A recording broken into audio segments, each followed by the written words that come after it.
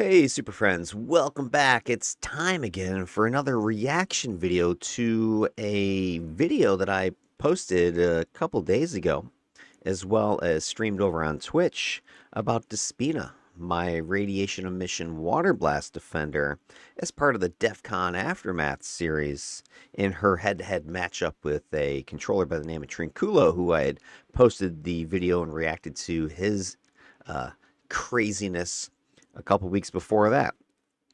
Today we're going to get into what happened during Despina's 801 trials with her team of 5 in the AE building, where we're taking on these insane incarnate level challenges, trying to test which of these archetypes is superior at supporting the team, and no better way than to take on some of the most challenging content there is in this game.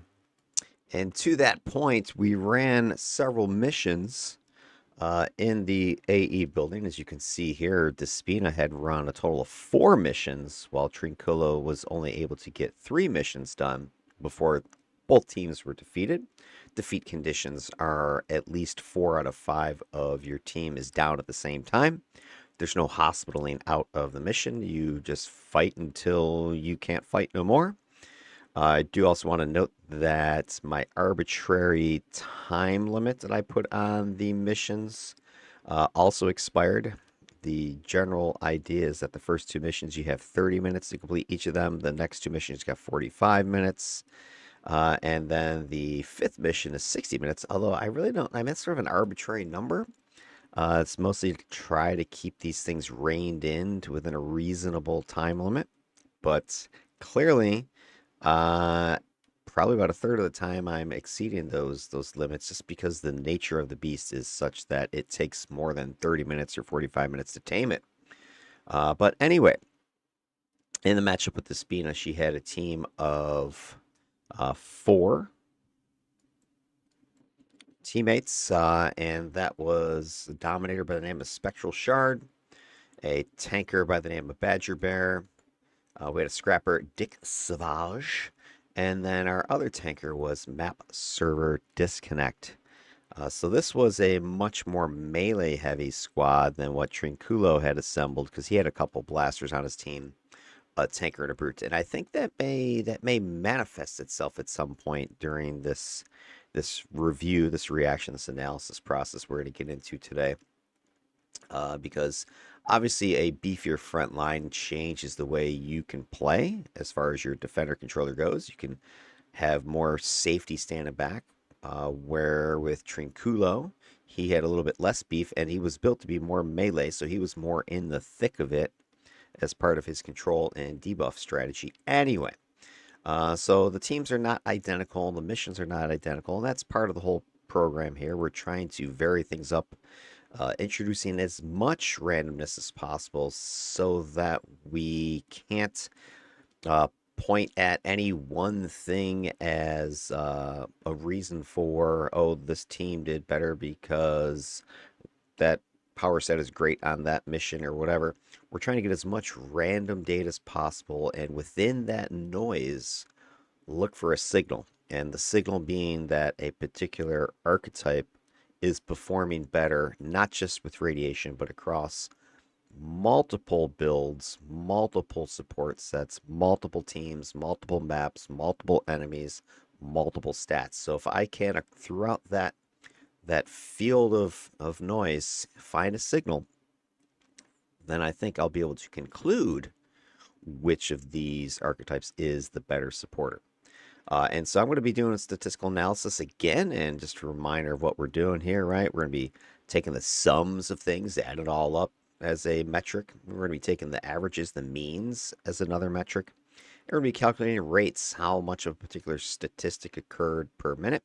And we're then going to take those numbers and look at them through correlation analysis, and trying to see if there's any relationship between our variables of whatever stat we're recording and whatever time limit it took to do it. And if you, speaking of time, if you just take a look at the 2 characters side by side, you can see that Despina was in a marathon session, total of about 3.5 hours of pretty much non-stop combat. I gotta say, mentally, I was getting a bit exhausted by the end of Mission 4. And I think that is also going to show itself today, the results of that sort of just fatigue. And I don't want to say frustration, but I think as the team goes longer and longer and you're fighting and fighting and fighting and still not winning, people start making rash decisions or mistakes, perhaps. And then meanwhile, Trinculo's squad was actually moving pretty darn fast. I mean, 20 minutes isn't anything. It's probably about, that's actually pretty quick. Most of the previous DEFCONs that have run through these have been closer to 30 minutes on average for these early missions, but 20 minutes is pretty fast. 9 minutes, that is like a rocket ship, dude. They were flying his team. And if you haven't seen that video, you can go back and check it out. It's in my playlist in the DEFCON series. And then mission 13, it only went 18 minutes. That's because the team got wiped at one point. So that is an obvious difference between these two. Just glancing at it, much longer, much more attrition on Despina's side of the ledger. All right, so what we're gonna do today is we're gonna go ahead and revisit the video, and I'm not watching the whole 3.5 hours, but we're gonna go into some highlights. I'm gonna pause every now and then. We're gonna discuss some strategies and tactics, of course, and then whilst we're doing so, we're going to identify certain stats, like you see here, survivability, and discuss what they mean, not just the numbers here and the graphs, but then the sort of the feel, the flavor, and how that ties into what the team was doing. So we're going to go through all this stuff piece by piece, number by number, to come up with a final conclusion for radiation emission. Which of these two characters, defender, controller, was superior, was the winner, was better? All right. Hold on to your hats there. I'm going to go ahead and fire up this video. I'll be right back. All right, let's start by taking a look at the squad, the teammates that have been assembled here. So first off, we've got Despina, who is my defender here. And she, as I talked about in her build video, is running with Radiation as her support primary. She's got Water Blast and Energy Mastery. And I think she's Vet 21. So she did have a tier 4. I think it was her Alpha. I believe all the other stuff was tier 3. So she was a little bit higher level than Trinculo on the vet side. I believe he was tier 3 and everything. I don't know if he had any tier 4s, or he had one tier 4, she had two tier 4s. But anyway, it wasn't a huge difference between them. She is a little bit stronger, admittedly. But beyond that, the rest of the squad, we have Spectral Shard here playing our Dominator. And their Illusion Marshal, I think it was. Yeah, Illusion Marshal, Vet 2. So Alpha unlocked. Probably not tier 3. I'm not even sure if Alpha was slotted. Did I ever get? Yeah, okay. So I'm looking at his this window up here. He is not level shifted, so we got a raw level 50 here. I don't know if he ever level shifted during the mission or not. So Spectral, if you did go to +1 at some point, let me know. But that's really like, that would be bare minimum level you want to be trying to take these AE 801s at least with this test, with a small team, because I think Linea, when they designed these, was designed for a full team of 8, tier 4, type of thing. The lower level stuff that we're starting with isn't as dangerous, but definitely as you start getting up to the tier 3, tier 4, tier 5 stuff, you definitely want to have incarnated characters. But he does have, all of his sets and stuff bonuses, so not a weak character by any means, but just not, going to be lighting it up as far as just overpowering everything. So dangerous for Spectral here. That's probably the lowest level person I've had in these 801s. Yep. So that actually might help understand what ends up happening, because Spectral, I think, had the most deaths of the squad. I don't think it was anything Spectral was doing, but just, hey, if you're the lowest powered character out there, you're going to take the biggest beating, most likely, especially the way he was playing with a martial assault dom. You're going to want to get into melee a lot while your illusion pets are distracting. All right, then we got Badger Bear, Vet 17. Here's one of our tanks, pretty much our lead tank. I think this was Epic's character here, Salty. I believe this is your character. And Energy Aura, this is a popular one for these 801s. I think the big reason from, I think what Apocalypse was mentioning is that one of your shields gives you repel protection because some of these 801 foes have the force bubble, which pushes you and knocks you around.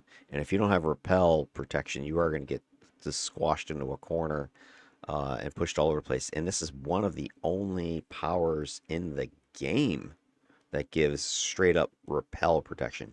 We're not talking knockback, we're talking repel, we're talking the push. Now, there's only a few powers that actually have repel, like Hurricane is an example. This Force Bubble is an example. But without it, even as a melee person, you're going to get shoved around all over the place. And I think in this video, at some point, we run into one of these foes. So anyway, Badger Bear, I'm sure tier 4 in at least a couple of things. Fully tricked out, as you can see, with their set bonuses here. So that's our main tank person running Energy Claws. Dick is going to savage somebody. Then we got Dicky, Savage. Dicky, Savage, Energy Aura again. So we have another Energy Aura. This is Apocalypse's Scrapper. So the two of them are leaning into that defense set, leaning into the repel protection.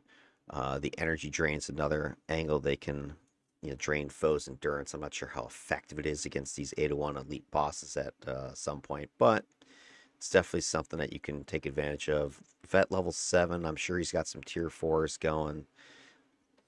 Tricked out again.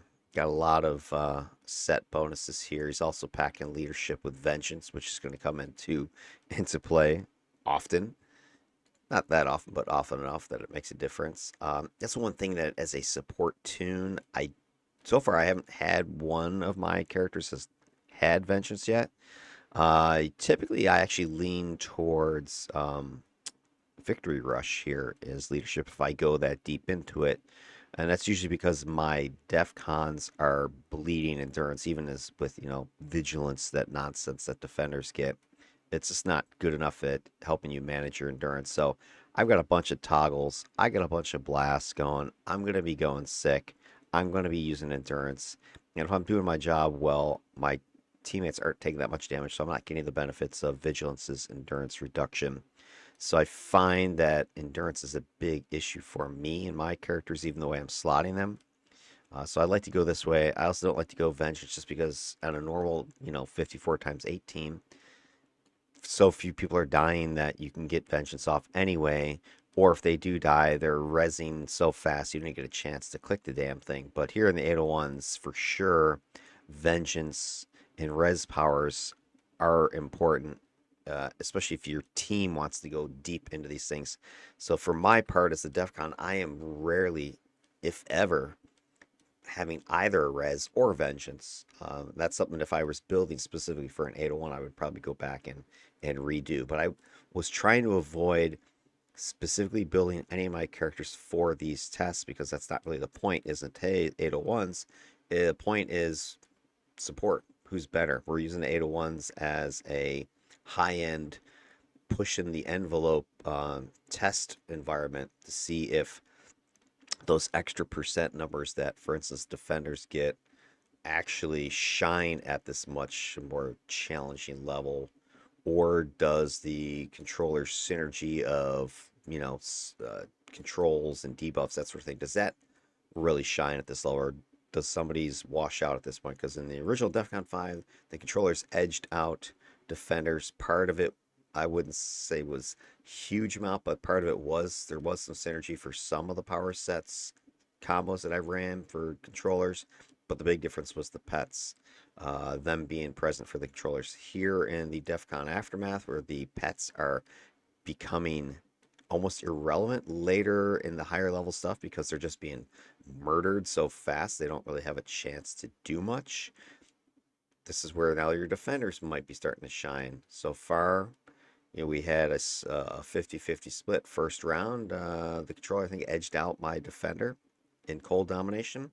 But last round empathy, my empathy defender crushed my empathy controller. What's going to happen here with the Despina and radiation?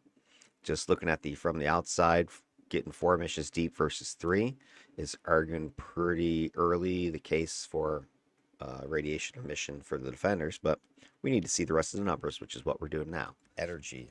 So there's Dicky. Savage energy side. All right, and then our last player is going to be Map Server. This is what Guyve's character, and Guyve is packing dark armor in his tank, Vet 104, so he's definitely got tier 4 at everything, unless he's uh, objecting to the incarnate system or something. Energy melee, so he's got some good control-y debuffing tanky powers here with dark armor and some stuns here with energy melee. We got mace mastery having a little bit of a mobilize, and teleport was a big thing he was using going around the map. I'm not sure how often he used fold space, so I want to double check that. I don't recall it being used a huge amount. One thing it is becomes useless once you get into, I think, like tier 3, because the +4 bosses at EBs, they just don't teleport. And once you get into those tier 3, tier 4s, this is all you see. The level difference is just too high for you to effectively teleport anybody. That's sort of a weakness of teleportation as an offensive attack thing. But anyway, he's tricked out. He's got all his ATOs, not ATOs, but all of his just IO sets cranking. All right, so there you go. That is your squad that is going to run the rest of these missions. All right, so jumping ahead a few minutes to when the first mission starts. This is a fairly low level one. It's an 8010. It's like entry level.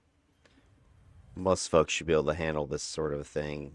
You could even solo this if you have like a tough enough character and a lot of IOs and your tier 4 stuff. Now you can see we're, buffing up at the door. This is something you don't see with a lot of pugs, right? We're taking our time, kind of getting ourselves ready, because we know it's coming. And that is something I do want to point out that is a concern of mine as we go more and more into these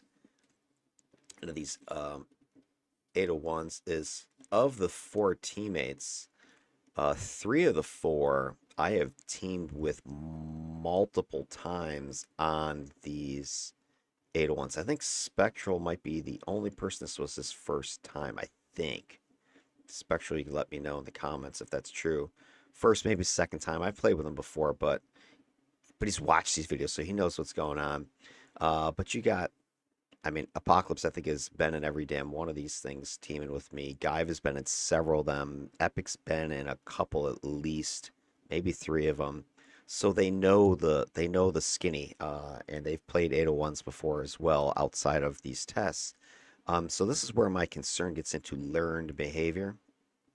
Now, what we're shown right now is not necessarily learned behavior. I think that's just smart behavior. You walk into the door, you hang out for a few seconds and get some buffs before you move forward. But I do think you're going to see learned behavior in this mission in particular, and in the Callisti Wharf missions that are coming up later. I think it's the 3rd and 4th one.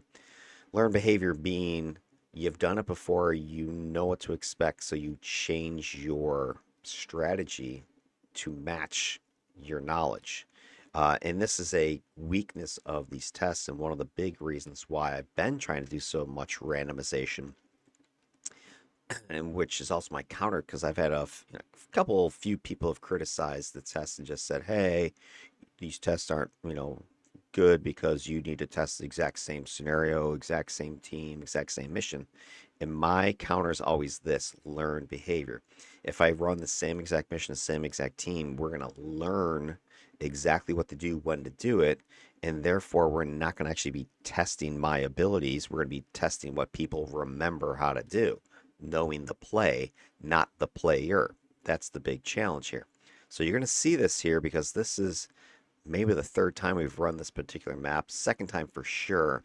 And the first time we ran it, we got beat up pretty badly. I think it was on the cold domination test, or actually no, I think it was empathy, and I think it was my empathy controller, Freesan Sensate's test where we ran this map and we had a few deaths. And subsequent to this might be the second time after that now, we have learned how to handle this map and changed our behavior to take advantage of the map's layout. And this is what you're going to see coming up in After watching that review today. a second here. All right, so we got our tank going out. Now, this is something you're also going to see happen a lot. I think I commented on this, and I forget if it was Guy who was also doing that last time, but our tank from our previous DEFCON test with radiation was doing this. They were pulling a lot. And so they were what I would call fishing. So they would go down, grab stuff, and bring it back in. And so you're going to see this a lot. I think mainly map servers doing it. Guy's Dark Tank here. He runs down there, grabs the stuff, and comes back with it.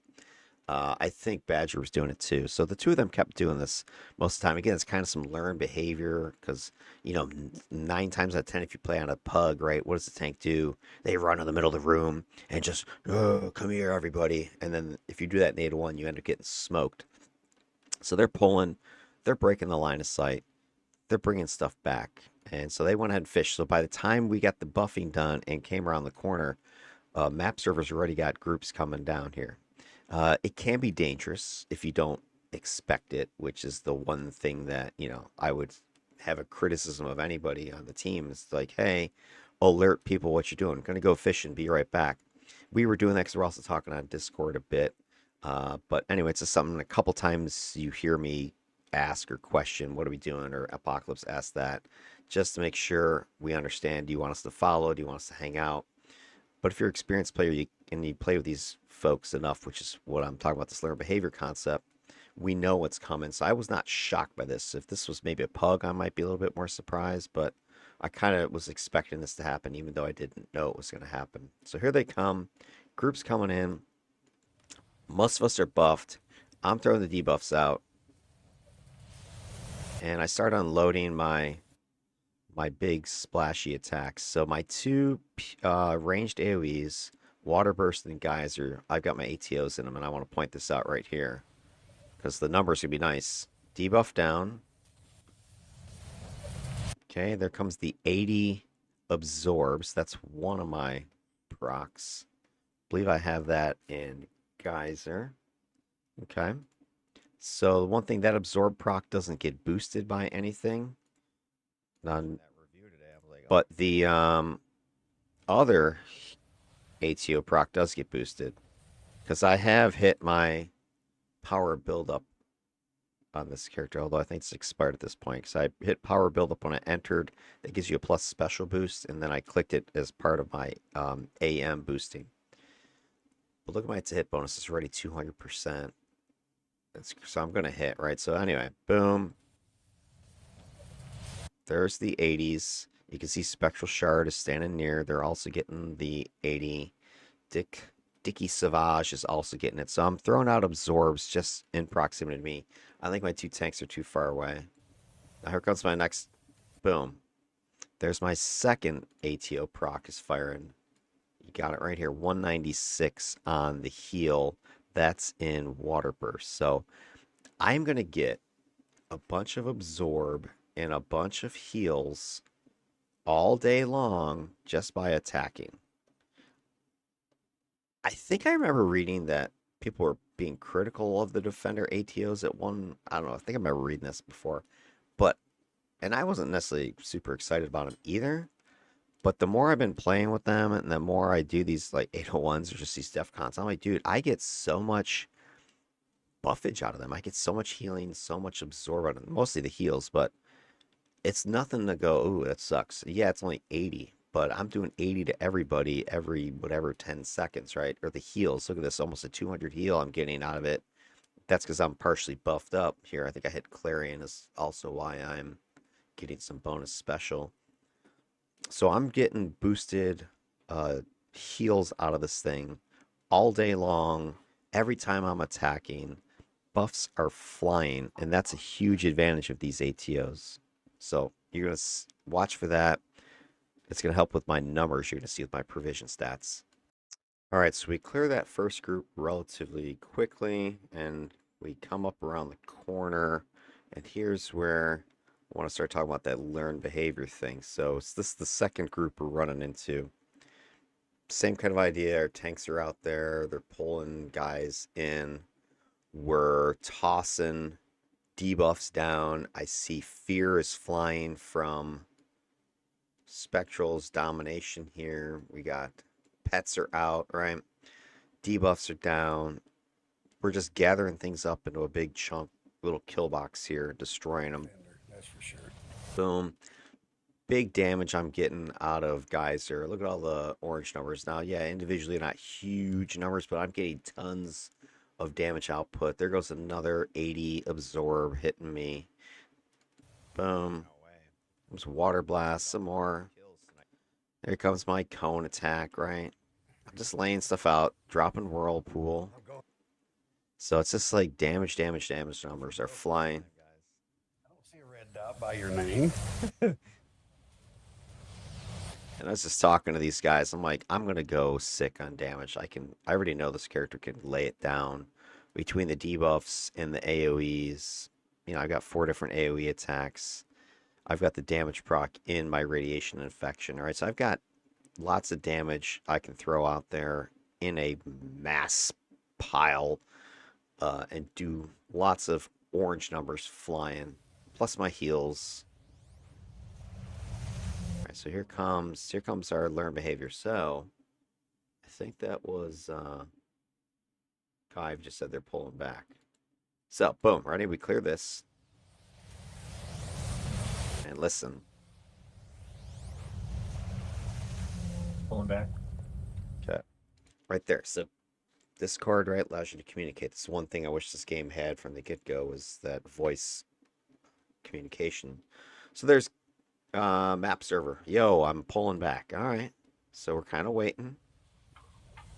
At least I'm not poking my head out yet. Should bust out some pets just to make it more abusive. All right. Okay, here's our learn. Yeah. All right, so hear me commenting, hey, it's this place, because I recognize where we're at, what we're doing. So here you go. Here's our learned behavior pattern. There's a big ass crate right here, right? And then there's, of course, the corner that we're here. So we just come around this corner and we post up behind this crate right here. And then what our tanks are doing is they're fishing. They're going to go down here and pull stuff back here. We then have a kill box set up right in here. It's a narrow little area. It's pretty cut off. It's hard for the enemies to jump over the box. They can jump on the box or they can fly, but mainly you got them pinned right here. And if things do go south, you can still back up to your corner and have your LOS breaking right here, and then you can have a secondary choke point here. So this is a great position. Now, you're going to see us stay here, I don't know, for like the next 10 minutes or something like that. We just sit here, and the tanks go fishing over and over and over again, just pulling stuff in and bringing it back, and we just start destroying it right here. This corridor, as you move down, like here's the box, you know, here's the corner that we're at, right? If you continue down here, there's a little side area over here that's got usually 1 or 2 groups. Then you got that big old side room over here that's got multiple groups in it. Then you go down the hall and there's, you know, more groups down here. This is pretty much the layout of the joint. And so they're just going to keep going pull, pull, pull, pull, and we're going to just set them up right here and destroy them.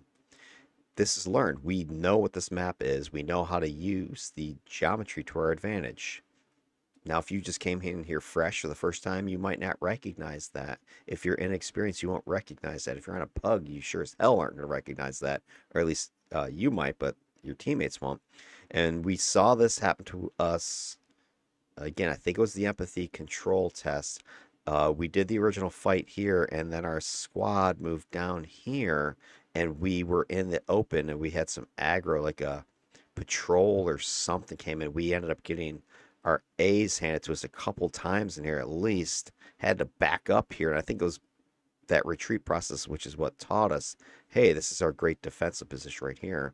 Let's use it to our advantage. So that's what I mean by a learned behavior, and how it skews the data really, because right, we know what to do. So is it because radiation emission on defender so godlike that we punk these guys repeatedly, or is it because the team is smart and uses their knowledge to win? I would argue it's the second and not the first. Not to put any shade on Despina and what she accomplishes here, but if you know what to do in a certain scenario, it makes it a hell of a lot easier. So let's go ahead and watch a couple minutes of what's going to happen here.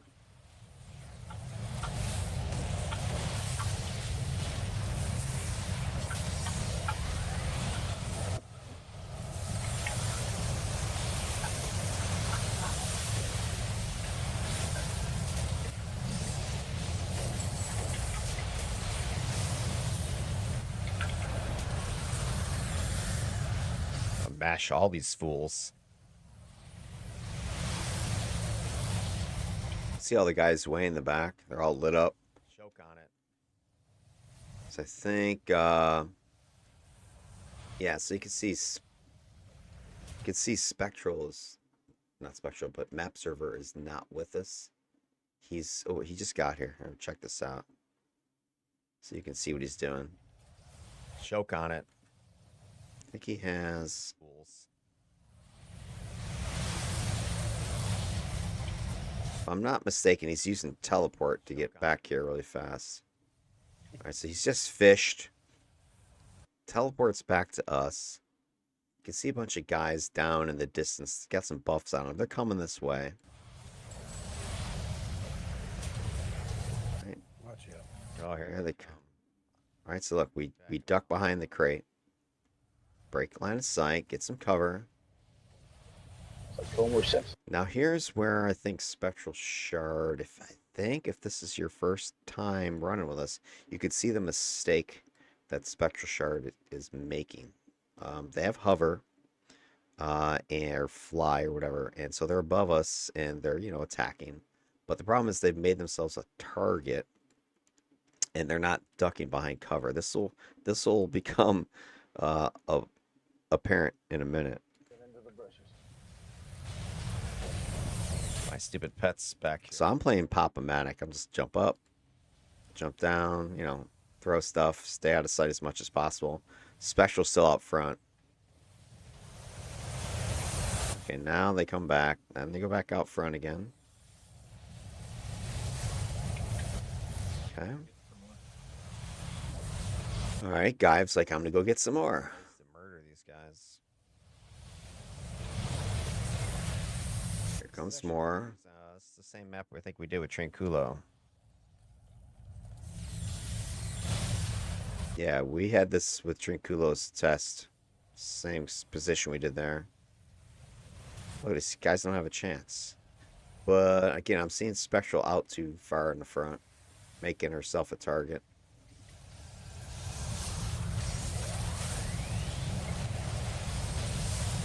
These guys have such good range, such high damage. You don't want to give them a chance to get a free shot on you. You can see Spectral takes some hits. More guys are coming.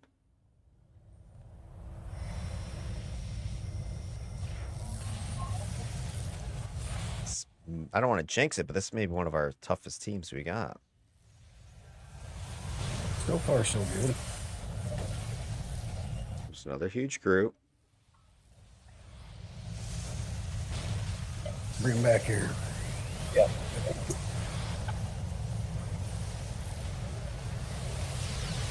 Pets up there, don't we? Yeah, the pets can cause a problem if they start soaking aggro out front. But yeah, I see Spectral. I'd like to see Spectral either kind of back where I am more. It might just be the power set that they're using. Can't really do what I'm trying to do. Or just kind of hanging back here more. Put a little more range. So either break line of sight or get a little more range. Bring them in tighter. They're making themselves a target by hanging out up here. And especially like, hey, if I'm trying to heal or whatever, my heal's that aura. I can't, do anything other than I have to go out there to try to throw a heal on you. And, I'm not doing that. Sorry. So, boom. Let's see if what's going to ultimately happen here.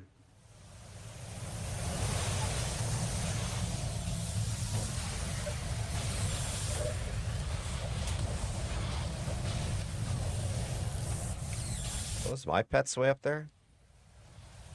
More guys are coming. Follow me. Get over here. I got Sears. I just saw some Sears way up there. Yeah, I got confused what pets I had. It's like mine are the IDF guy right next to me. I think they're mine. Oh, actually, wait. I have IDF. Never mind. No wonder. I'm like, why are my Sears up there? I don't have Sears.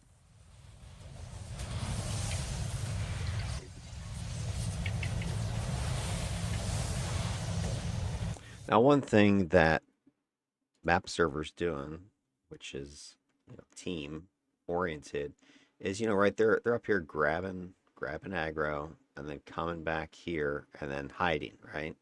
And occasionally you see them pop up, I think, to throw a taunt or something like that. This is very selfless. 'Cause how many times do you get on a team with the glory hound, right? Especially tanks will do this, blasters do this, whatever, and it's just all like kills. I gotta get all the kills, and they'll charge out there and they'll stand out there and they'll take on a group and then jump to another group and then jump to another group and they'll be like, oh, I'm just gathering up the aggro or whatever. It's like bullshit. You're just trying to rack up kill count and flex the EP. What you're seeing here that map server's doing, he's not really giving a shit about his kill count. Right, he's not even doing anything. Arguably, you could say, "Oh, he's doing nothing." Right, he's just hanging out back here. But it's a very important role. He's putting himself in, high risk, going out there solo, grabbing some stuff and teleporting back here, and then hiding because he's trying to get stuff to come in close without shooting until it's right on top of us. That's what's bringing all these enemies right here to our kill box we've got set up. So he's sacrificing his own stats in order to set us up for success. I mean, that's how you play a team game, ladies and gentlemen, right there. So, boom, in they come. It also helps you understand why his kill count was pretty low compared to the others. He wasn't focusing on kills. I mean, on this team, I have the most AoE. Just going sick with it. Does somebody have fold space? Just teleport. So, there's maps. Got it. I see map servers taking a lot of damage. Spectral Shard's taking a lot of damage now. Big groups coming in. Alright, Spectral's got covered now. It's good. I think Spectral's figuring out. Okay, I'm going to stay back a little bit more. This is where experienced players are great to have on your team. They're not going to sit there and do something and get themselves wiped out after they figure it out. A little victory rush off this fool. There goes map server to get some more. Oh. I'm blowing through blue like nobody's business.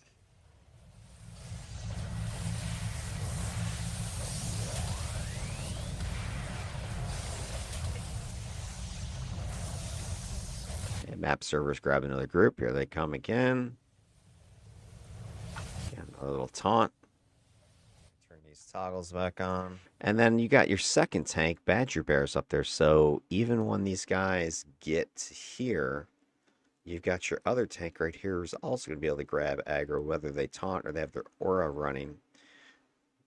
Boom, these guys, as they're coming in, they might see some targets back here to want to shoot them. But then once they get close enough, you've got your second tank picking up the loose aggro. So the two tanks are working very well together. And you don't see a bunch of glory hounding happening.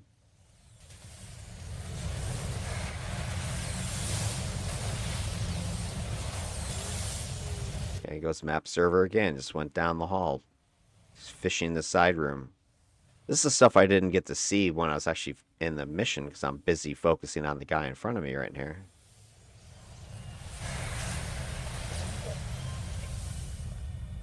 More guys are coming.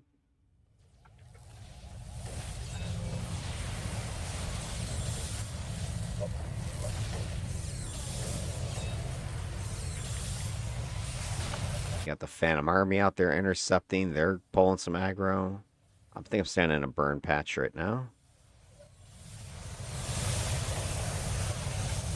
And you'll notice I'm barely taking any hits. I'm dishing out a bunch of pain, but I'm barely taking any damage. I've just got so much shielding in front of me that I don't need to worry about it.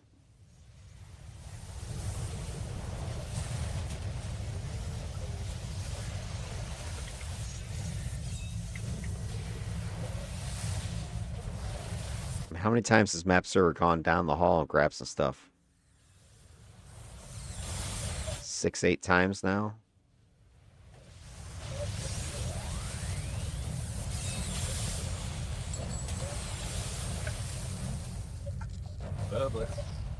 Here comes more.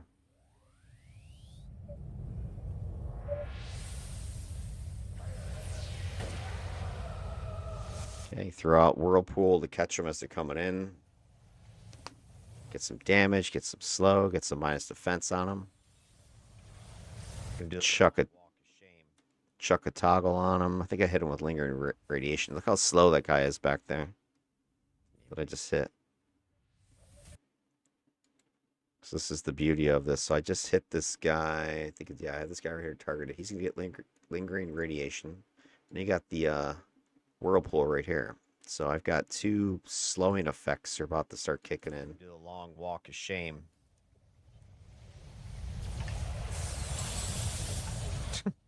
Okay, the guy right next to him, look how slow he is.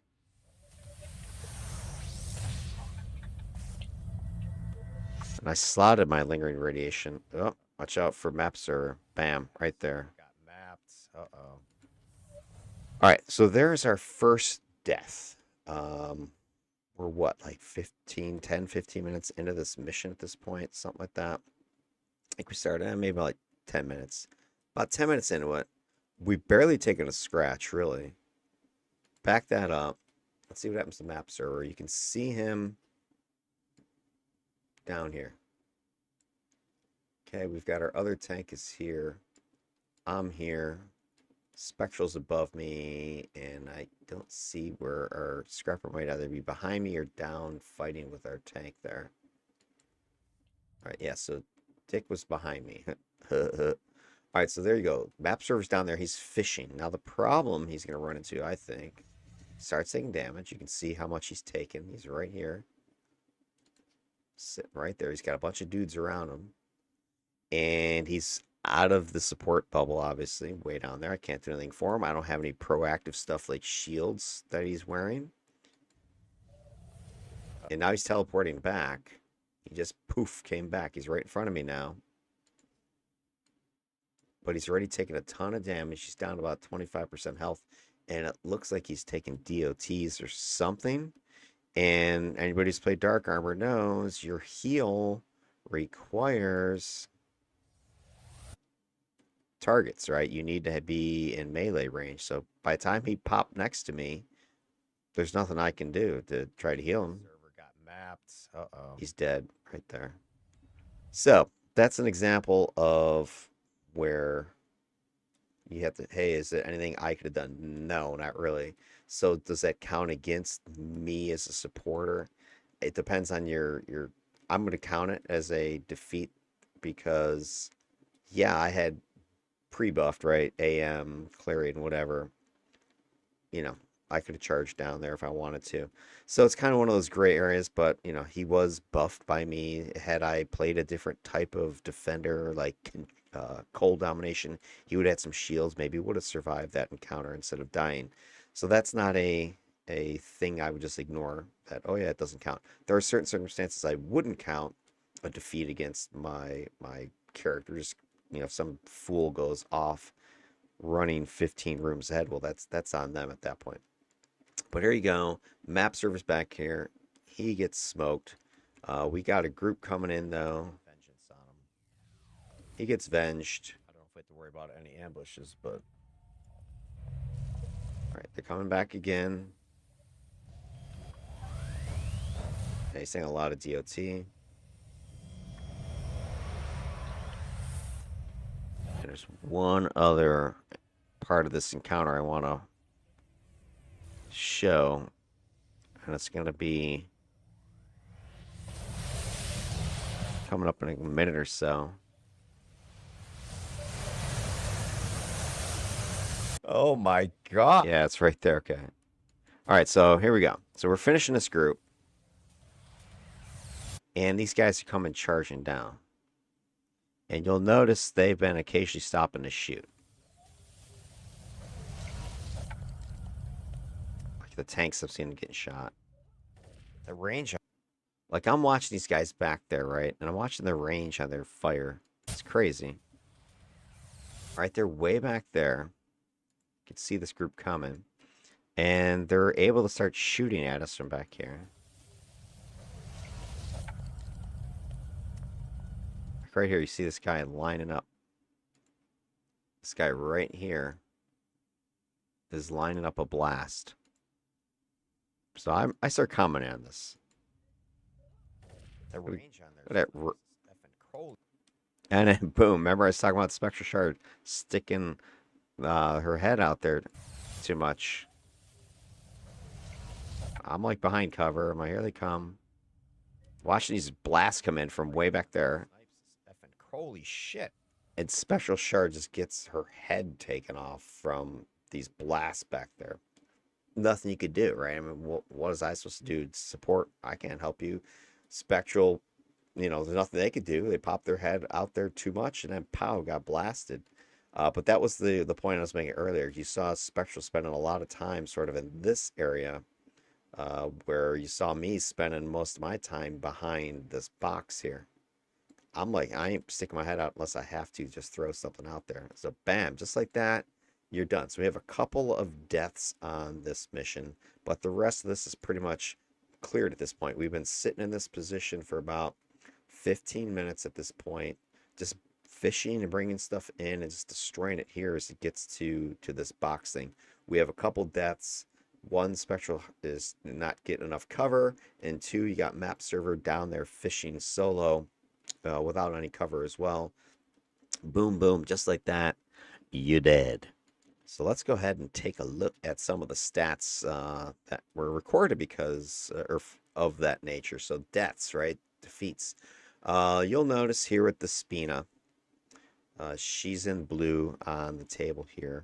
And let me go ahead, switch myself over here so the graph's a little bit easier to see as we take a look at it. So this is survivability metric.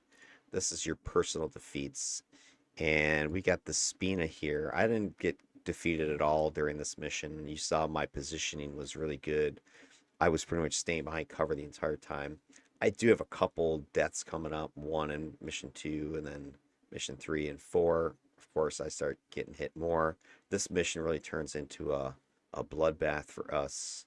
Not really anything we could have done, and we were just getting swamped by enemies. We're all getting tired. But overall, I do have more deaths than Trinculo, but she goes a hell of a lot more time. And look at this. This is almost a 5 times longer time on missions. So the fact that I'm only 7 deaths with so much more time is a huge difference. You can see the rate right here. Here's the big number. The rate of defeat for Despina, 0.026 versus 7.4. That's 3 times less defeat rate. So she is very safe compared to what Trinculo was experiencing. Even though Trinculo only had 4 defeats on that last mission, his time on mission was much, much shorter. If he had been in another mission 4, and gone up to 200 some missions at this particular death rate, his defeats would have been probably double the total. He would have been up in the double digit numbers from where he was. So if you look at just that stat based on that time, Despina's winning this metric, survivability. She's got much shallower slope, you can see here on the graph. So this is your time on the X, personal defeats. So as the missions are going longer, she is having defeats, but it's pretty damn correlated. But much lower defeat count than what your friend Trinculo did. Trinculo had a couple of, shutout missions, but then he had that one BAM mission here, which was relatively short. This was the Team White mission that skews his data pretty dramatically. Now, if he had been able to keep going in this direction, then yeah, he would have won this thing. But nope. Despina outlasting Trinculo, 206 minutes of missions, 7 defeats, 0.026 versus his 0.74. I think if you look at the combination of stuff she had, her positioning was huge, right? Trinculo was playing a lot closer to danger based upon his kit that he was packing, electric control with its auras, and then radiation with its closer aura with choking cloud, even though he didn't have it on that much, or just the healing of people, the fact that his team didn't have 3 melees, they only had 2. So I think you put her positioning, you put the ability of her to throw out the heals as much as he is, as often as Trinculo, but with more punch to them. Plus, AM from radiation, the ATO procs pumping away. She's able to keep going, even though the fire is just incoming and non-stop. Trinculo, he just couldn't hang at that level, at least what we're seeing in the data. And then if we look at the risk to allies, so how about ally defeats? Let's take a look at these numbers here. Overall, it looks pretty dramatic again. Like, wow, Trinculo only had 9 ally defeats, whereas Despina had 27. Oh, he's way better. But let's take a look at the rate again. If we take those 9 and divide it by those 47 minutes, you take those 27 divided by the 206 minutes, the rate, Despina's rate for allies being defeated is lower than what you see with Trinculo. So the total numbers are not telling the story. The rates are telling the story here. And so that's why, if you boil down the metrics with that in mind, Despina is going to win this category as well, because she had longer missions. Her missions were much harsher. That 4th tier mission, this was all EBs. Trinculo didn't even get that far. I would posit that if Trinculo had gotten that far, his allies would have dropped like rocks, man. These tier 4s are no joke. Every time I got into a tier 4, the body count is like double digits. It's severe. So she is being safer overall. The slopes are similar to what the raw percentages or the raw rates are. We got 0.15 versus 0.21. So her slope is more gradual. If you were to extrapolate his slope out to the same amount of time that hers goes, right? She would have had in the double-digit teen numbers. This is what the slope is allowing you to be able to do. So you would have predicted, if she'd gone this many minutes on one of her missions, 80 some minutes, tier 4 type of mission, they would have had a ton of deaths. She also only had that one 18-minute tier 3. Had that gone its further extent, you probably would have had more deaths. You might have had even steeper slope. All right, so I think it's pretty clear based upon what we're seeing here that Despina has superior risk performance and able to outperform despite, again, heavy fire, even though Mission 4 got crazy. So those are a couple important metrics that are coming out of this data. The other one I then want to show gets to the other point I was making, which is I was barely taking any damage. Check this out. Resilience. Here's my incoming damage numbers. This is ridiculous. 309. That's all the damage Despina took. 22 per minute. Okay, this was excellent positioning that you saw there. That was 1 POS. And 3 meat shields. Plus the Phantom Army. Right? I had a shield of beef that I could stand behind and not get scratched.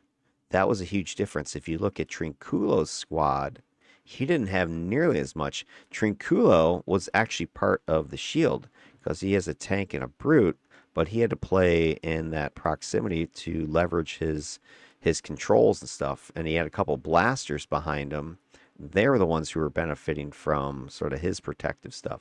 So, whereas Despina, she was able to stand back here and unload with your Dominator next to you, and you got your tank, and your Scrapper up here, keeping things in in a line. And the Scrapper is also able to float back here or float over here, back and forth to help clean up any stuff that got loose.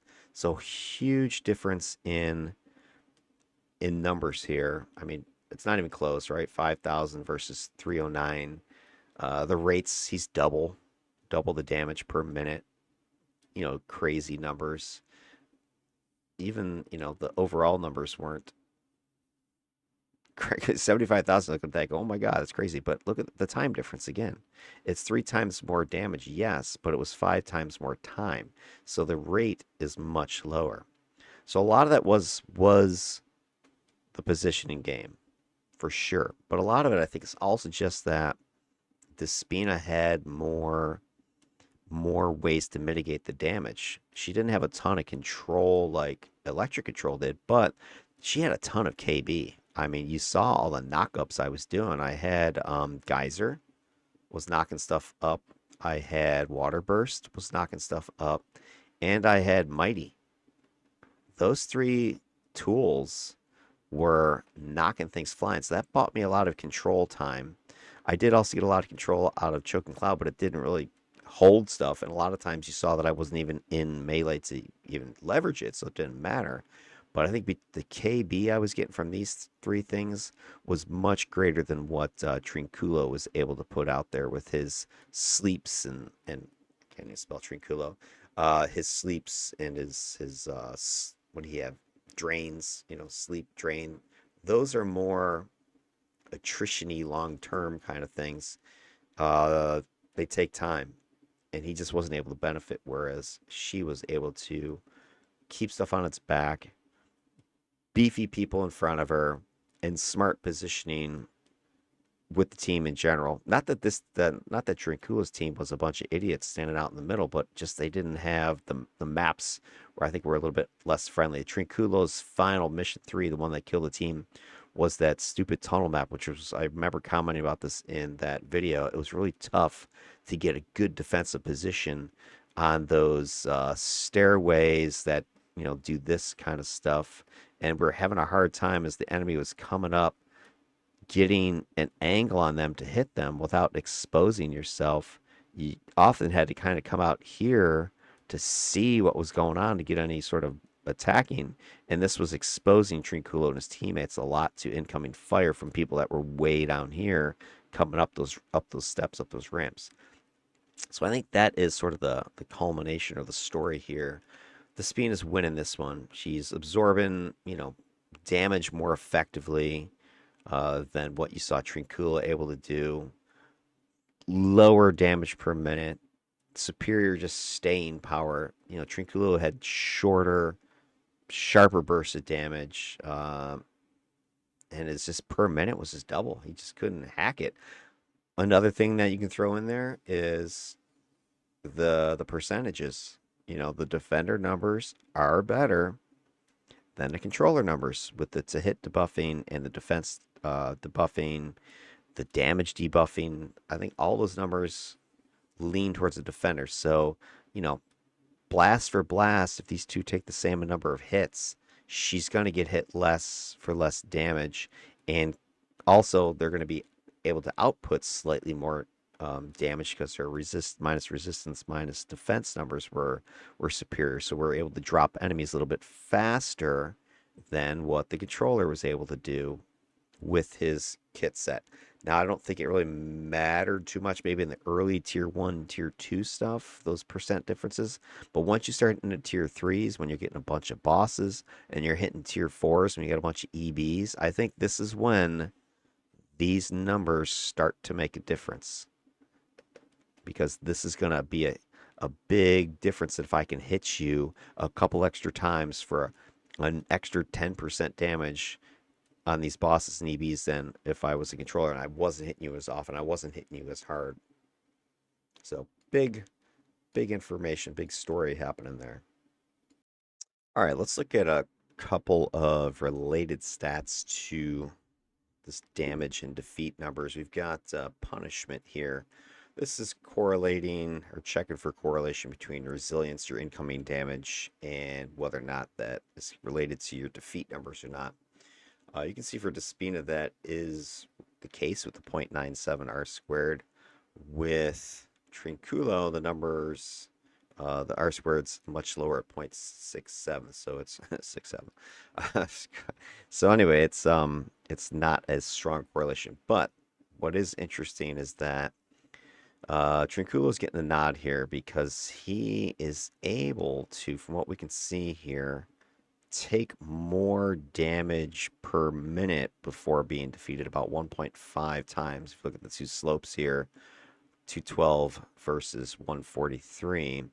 So it seems he has sturdier short-term survivability. Although I suspect part of that is because he has less screening between him and danger. He's taking more direct fire because he doesn't have two tanks and a scrapper. He's got a tank and a brute. And he was up front a lot more than what the Despina was. So this could help explain that. But again, though, he does seem to be able to take more of a beating, though he is a couple missions with no defeats. It's something that the Despina was only able to do once. So it seems that he's able to take the heat longer than she was able to.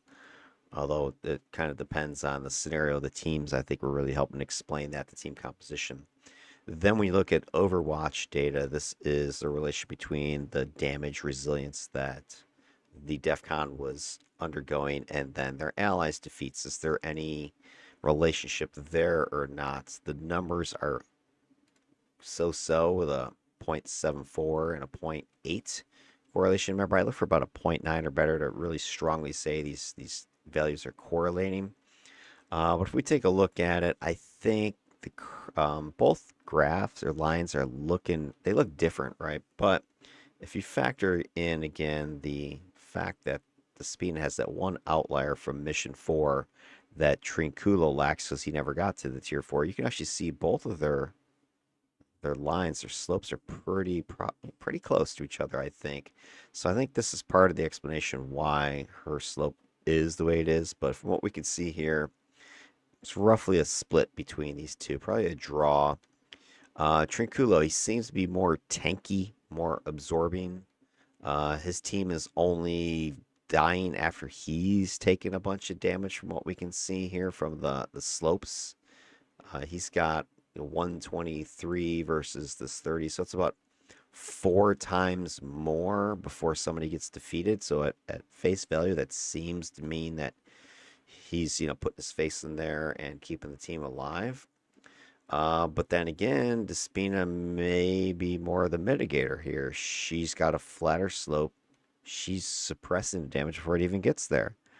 She's got that denser melee wall. She's got more of a field of control in front of her.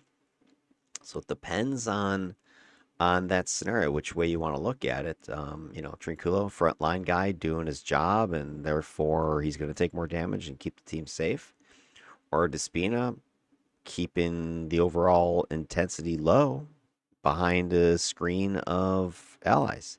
What would be interesting is if you swap these two players' teams and put her on the more blaster-heavy crew and Trinculo on the more defensive tank-heavy crew. Would we see a flipped script here? I don't know. Certainly Despina was taking advantage of the melee screen and able to unleash a lot of offense. Would Trinculo have been able to do that as well?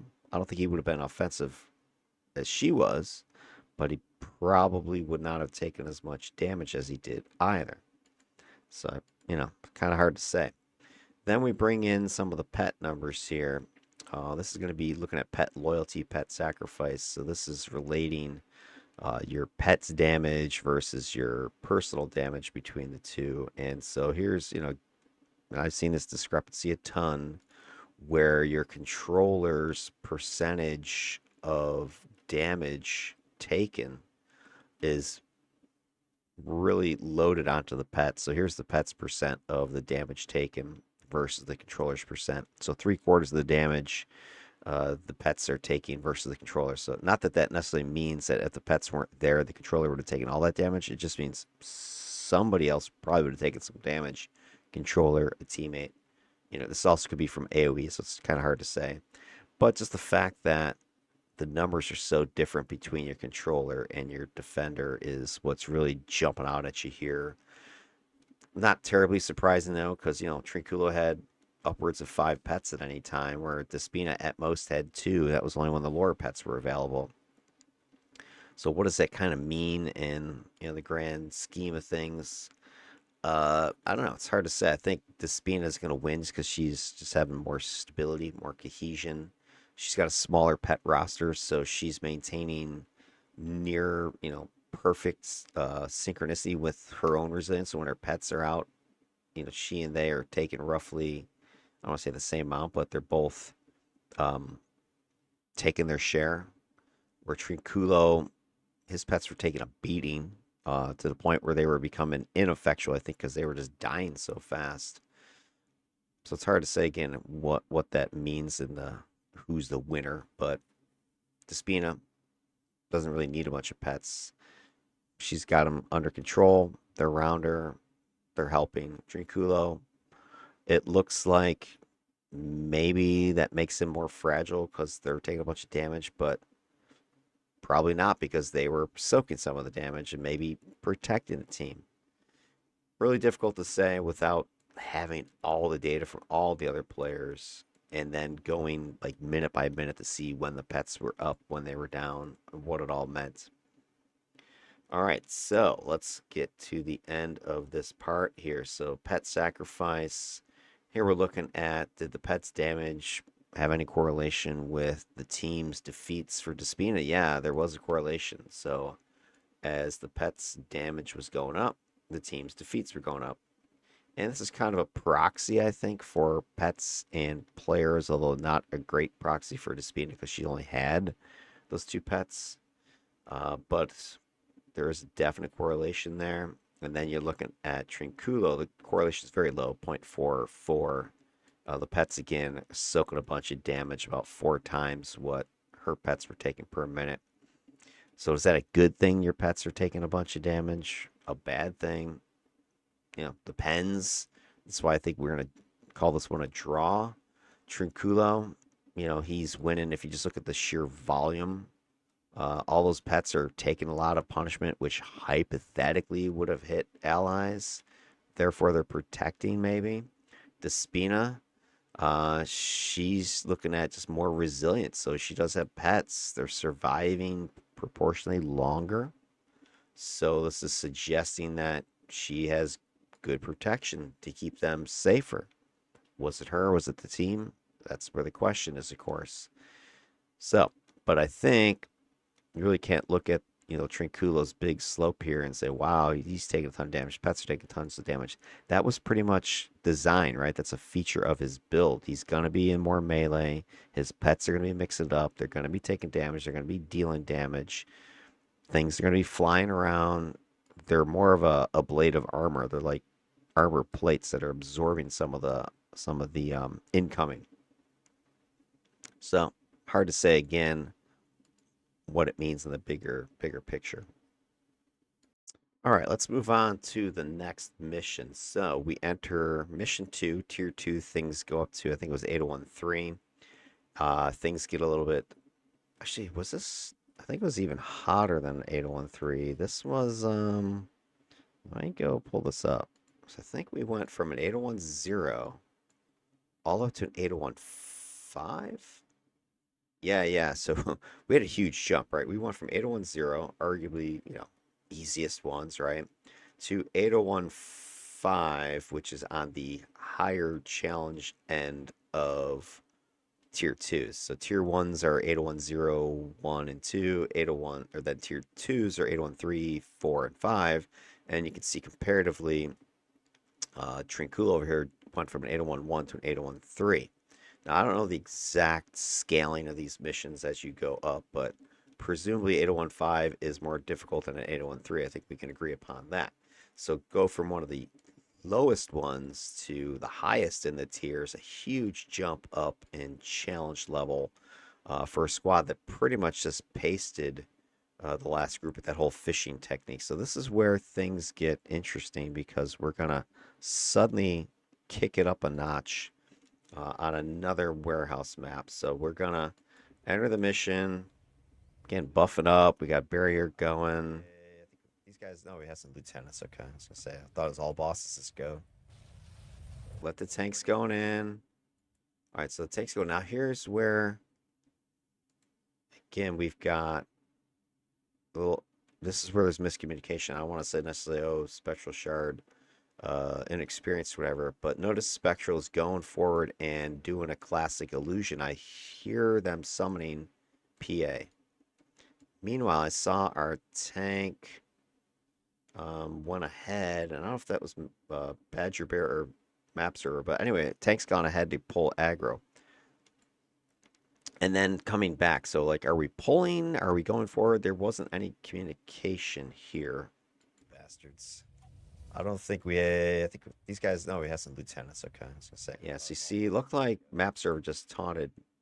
Then I saw Badger Bear dive in. Then I saw Spectral summoning PA. Are we bringing them back here? Oh, sorry. I guess so. Yeah, so I'm asking the question, are we bringing it back? Because now we've got confusion, right? We got tank out, tank in, tank back, PA in, PA out. What's going on? Chaos. Well, yeah, I guess I could have said something. Well, I've learned my lesson. I'm not following anybody anywhere.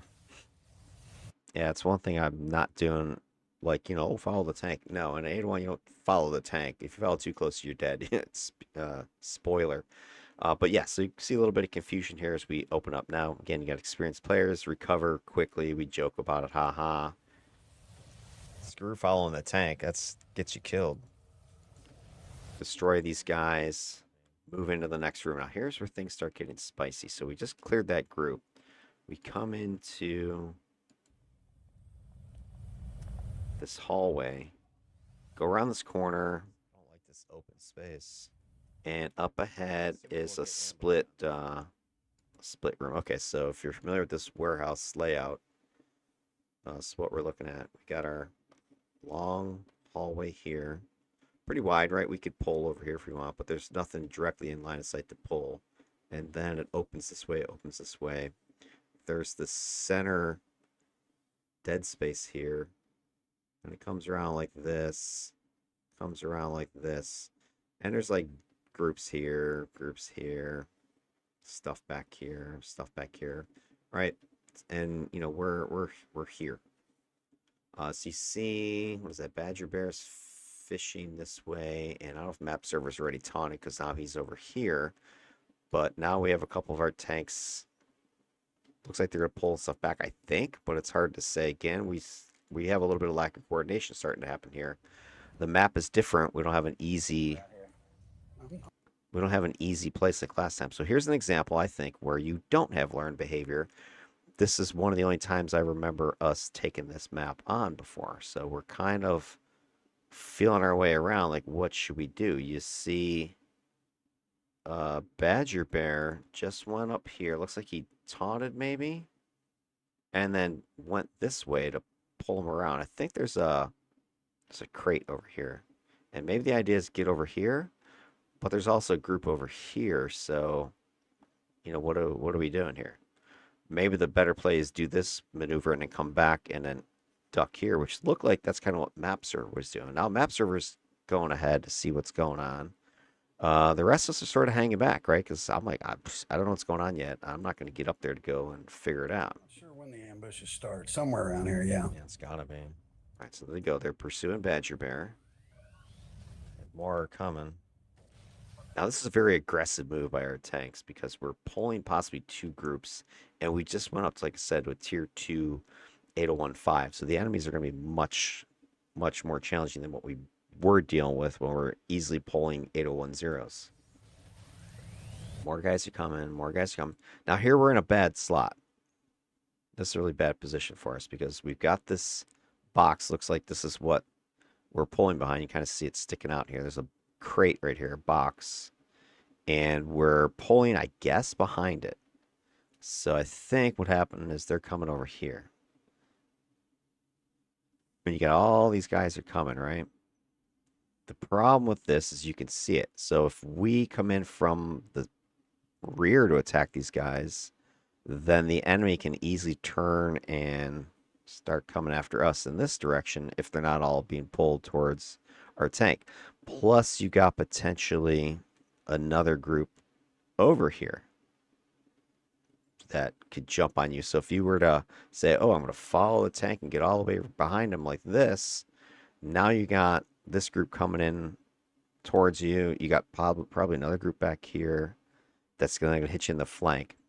And then on top of all this, if we stand here and fight, which is what we're starting to look at, there's lots of guys over here. So if, you know, I move up here to get a good angle and see what the hell's going on, I risk being seen over here. There's still guys coming. All right, so we have this trickle of enemies. So we're kind of waiting and trying to figure this out, what to do. All right, so start attacking. Deal damage, and then look, these guys are turning on us. So you can see immediately we've drawn aggro that was not captured by our tanks. And we're just wide open. I see fire coming from the left still. Spectral is way exposed here.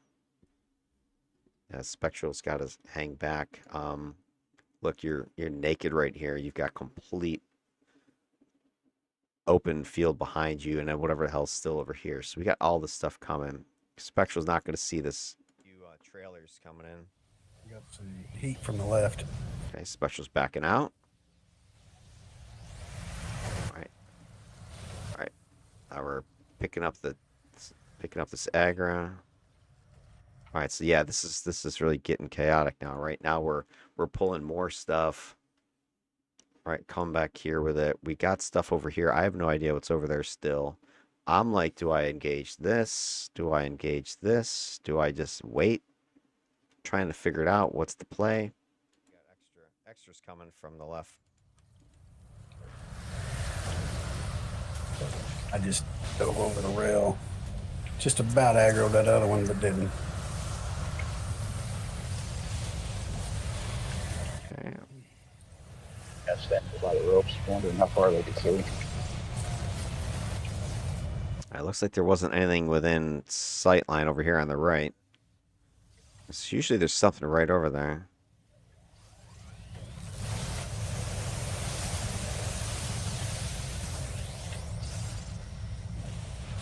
And for the most part, I'll be keeping my pets on defensive because I don't want them aggroing stuff that...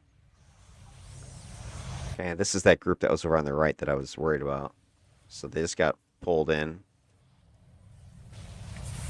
But bam, right there, look at that. Bang, right there. Let's back this up. Look at this, wide open, right? Clear. This is clear, right? So we finish off this group over here. And then we pull taunt. It looks like that group that's over here on the right side of this box office area right here. Okay, everything's cool. Let's go grab the right side. Now watch how quickly this devolves into frickin' bedlam. Okay, we're pulling the screw, pulling them around. Look, we're fishing. Gonna get them behind the box. All right, got this. Okay. Now, boom, out of the corner of my eye, I look and I see, you know, dude right here. So then I pan completely and I'm like, what is that? There's a huge group of freaking enemies over here suddenly. Look how many there are. And they're all coming. So we've definitely got an ambush here. This is what happens on these things. Bang. Big ambush jumping where once there was nothing, now there's something. Look at all these guys. Left side ambush or something. Yes, sir. That's what that is. Oh, Yeah, it ain't that other mob. No, I'm backing out. Boom, look at this. Bam, down goes your tank.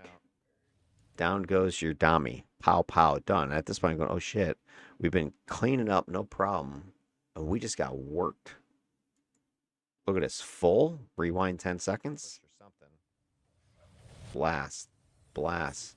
Map server's going in the block. Map server's down. It ain't that other mob. I'm taking huge damage. Spectral. Bang. Dead. Right there. Big ambush or something. Map server rezzing. I EMP'd the shit out of them. Okay, that other mob aggro too. And then there was another group in the back that had been not aggroed yet. Now they're aggroed. So we have an ambush coming in. And we have an additional aggroed group. So we got two groups.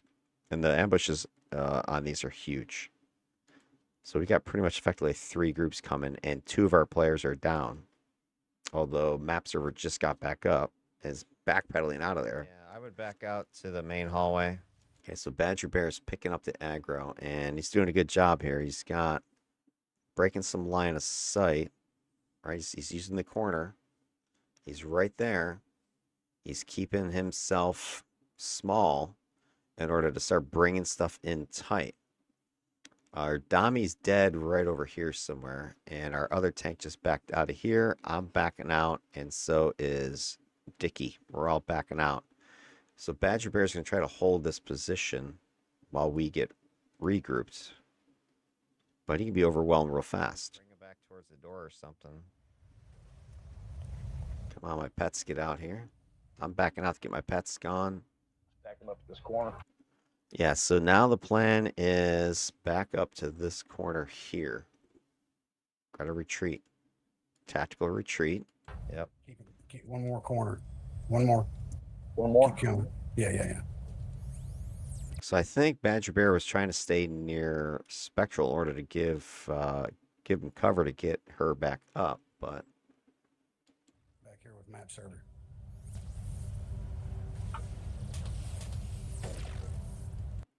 they're taunting. Now this is a bad location, right? Look at this wide open hallway. We got this little corner here. And where's my cover? My only cover is if I go over here too, and I bury myself on the corner, which I don't really want to be there, right? I have no escape here. If I go in here, where do I go?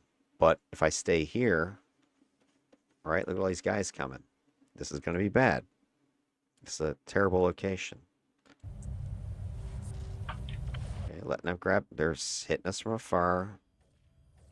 But I'm like, I can't stand there. I have aggro. Somebody's shooting at me. Here comes the push bubble right there. I got shoved in the corner. See the guy back there. Here comes the bubbler. And ready? Yeah. Boom, he shoves me into the corner. Now I'm pinned in the freaking back corner, completely exposed to all of this freaking fire from these guys. Right, got guys over here too. Spectral's down right there. You got your 2 tanks over here in this corner. My scrapper's over here somewhere. So I'm like, I'm effed. I got to get out of here. I get a repulsion bubble. Everybody have a seat. Yeah, what was that nuke that just went off? I get a repulsion bubble. Everybody have a Nice. seat. Nice. Badger Bear did the big old mighty knock-up. I love that. Still want to get those guys in the hallway back there. So right here, I'm relying upon the taunt to keep me from getting aggro. So I stay out in the open as long as the tanks have the aggro.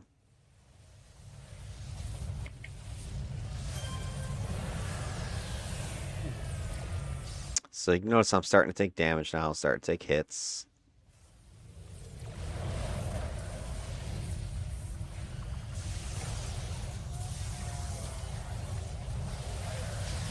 And that group in the back, I guess they didn't fully aggro, which is... Tried to kill us. It's the group, I don't know. Twice. Yeah. There's like a delayed... Like a delayed aggro or something. Here they come. The vengeance is back up in 20 seconds. All right.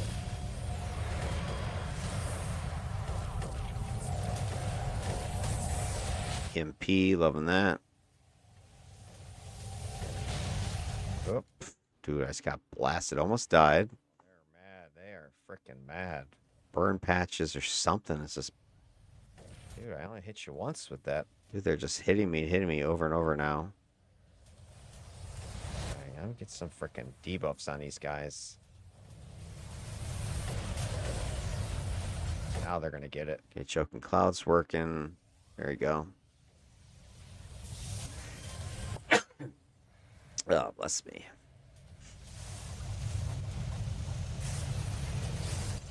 Boom. All right, now we got it under control, looks like.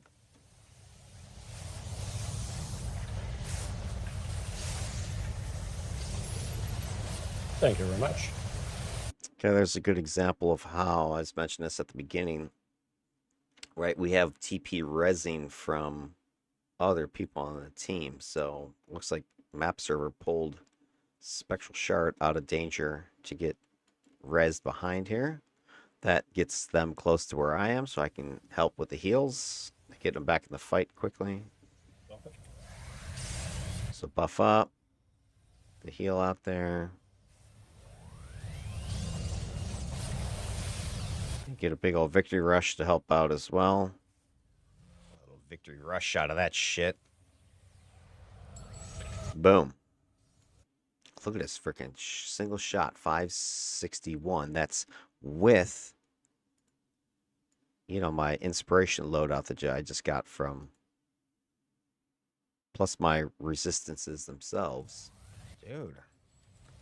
They're so mad. So mad. These guys got some serious range, like damage. Yeah, it's definitely true. They got tons of range damage. You gotta. That's why the line of sight is such an important factor in these things. You gotta stay down if you can. The amount of damage you're able to do from range is crazy. So if you think you're some big tough dude, you get broken pretty easily by this stuff. Forgot my ulcer pills. Got your bottle of Tums. Yeah, I haven't felt this anxious in a while on these things. All right, so there we had. It's only our third death, though, given the circumstances. Not too bad. We do have another death here, and I have my first death on this mission. So we had, what, not one, we had two teammate defeats so far. Just double check the numbers. And now map server is fishing somewhere, it looks like.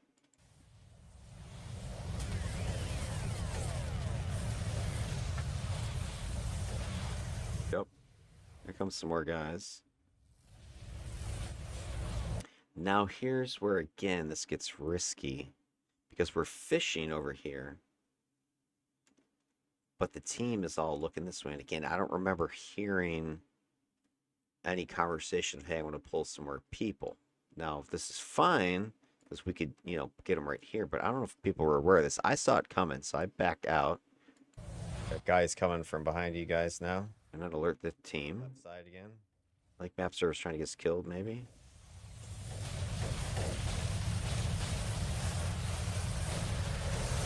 I remember I said this earlier. Map server starts doing this from the get-go, where he's fishing and pulling stuff in, and most of the time it's fine, but a couple occasions like this could be risky.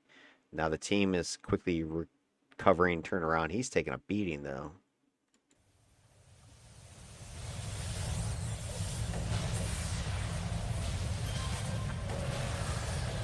Boom. Was that 3?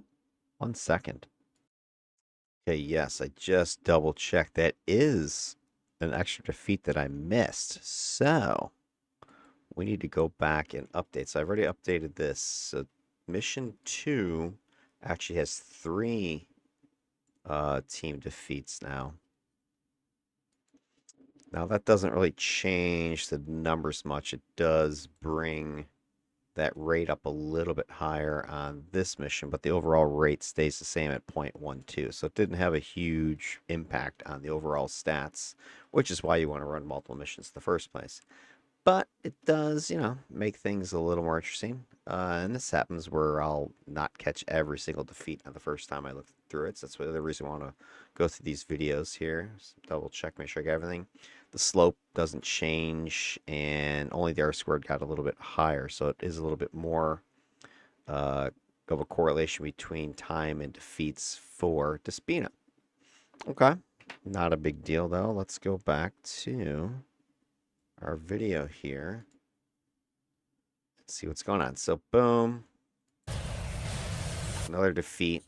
Looks like another ambush. Yeah, I think it was another ambush. Well, so it wasn't another ambush. At the time, I thought it was, but now that I look at it in hindsight, right, the map server pulled, I don't know if it pulled all of these guys, but, okay. Right, there goes map server, just came back. See all these guys coming way deep? Yeah, it looks like he did get them. Okay, watch map server. He just went to the right. There he is there. All right, so you see map server.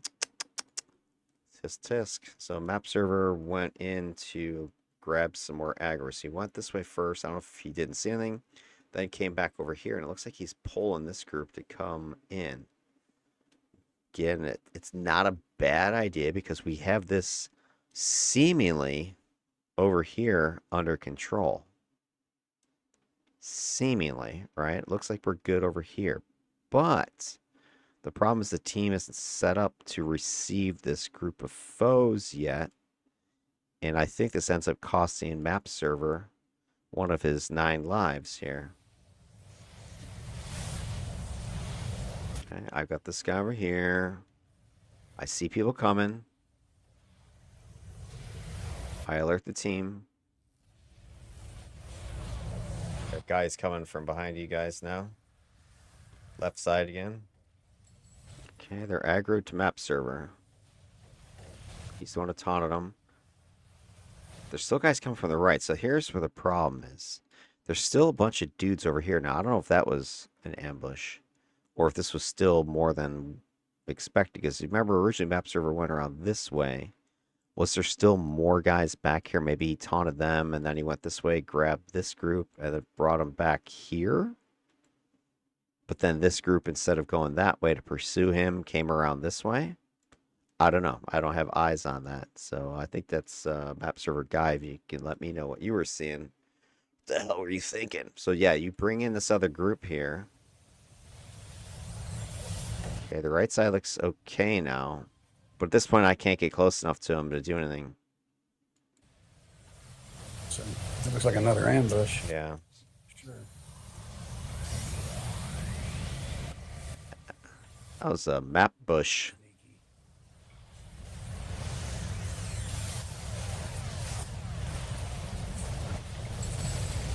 Eat that, bitches.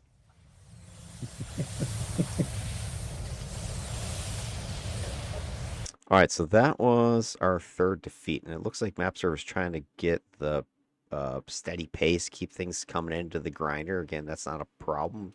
It's just I think our position was off, and again, we got to call that stuff out. Going fishing, be right back. Something like that, so people know what's happening. Okay, starting to take some more hits here. Yeah, look at this whole shitload more guys are coming back there. Look at them all. All right, so we're still fighting. Wow, this got a lot hairier than I remember. So there's the group that originally killed them. Now I think there is an ambush associated in here somewhere. Put an end to that. This might have just been 2 groups that were pulled. Because I see a bunch of guys just came in from the right. Oh, they're pissed. They got me slowed to death. Oh no. Dispersion.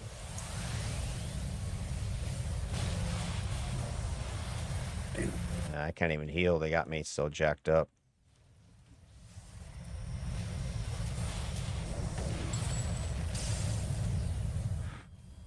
What the hell that shit is they got on me?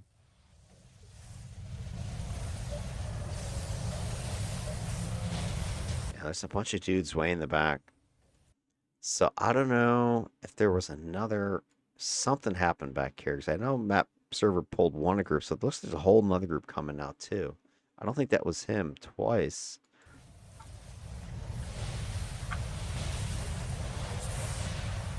Guys, way in the back.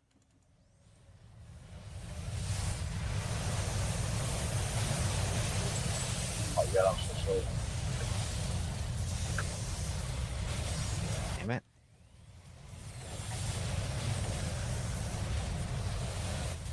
I'll slow you guys. See how you like it. On a tar patch or something.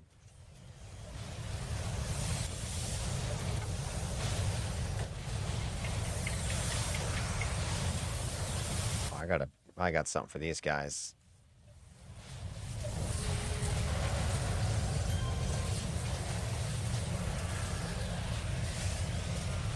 Have like a minus. All right, we finally get through that cluster.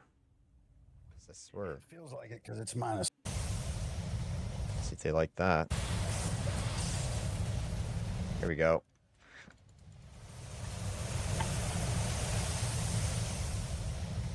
See if they like that.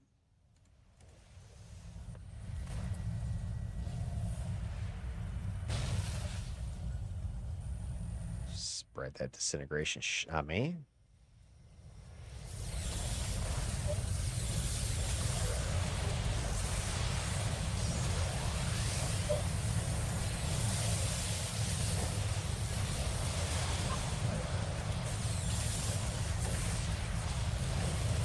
That EMP's got such a huge range.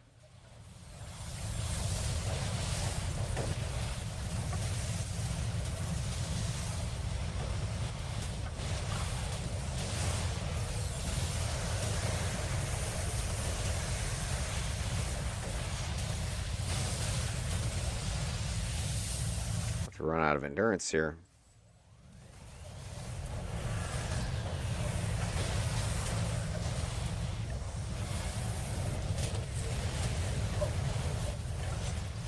Get out of there.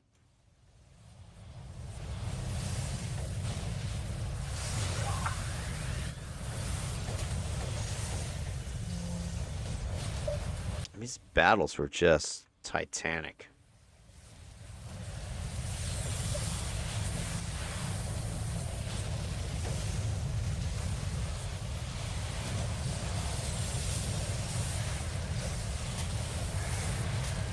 This map is more open, so it's harder to get good positions.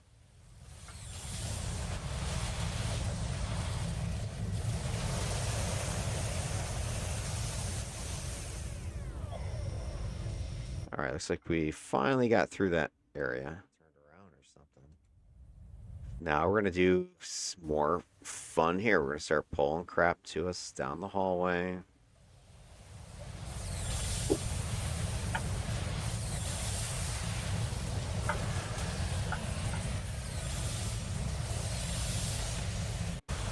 I don't think anything else crazy happens here. Maps are we saw him way out there again, pulling.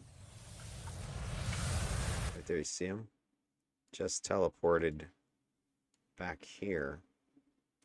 And now watch him return.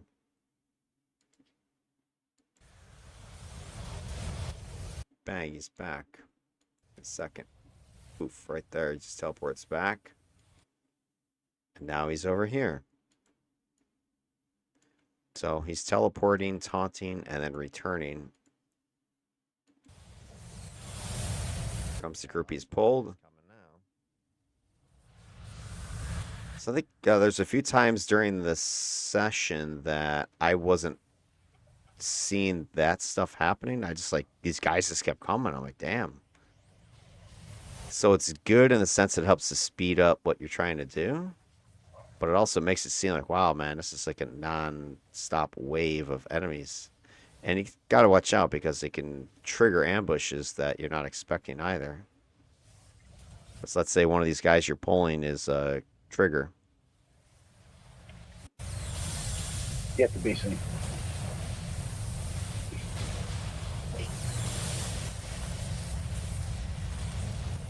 I started doing a lot of that, just sort of jumping forward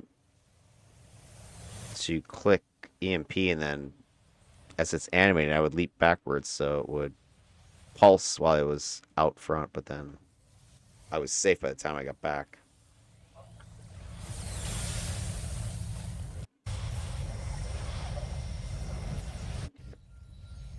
So map server's fishing some more. Server's getting punked. This time I'm able to heal him.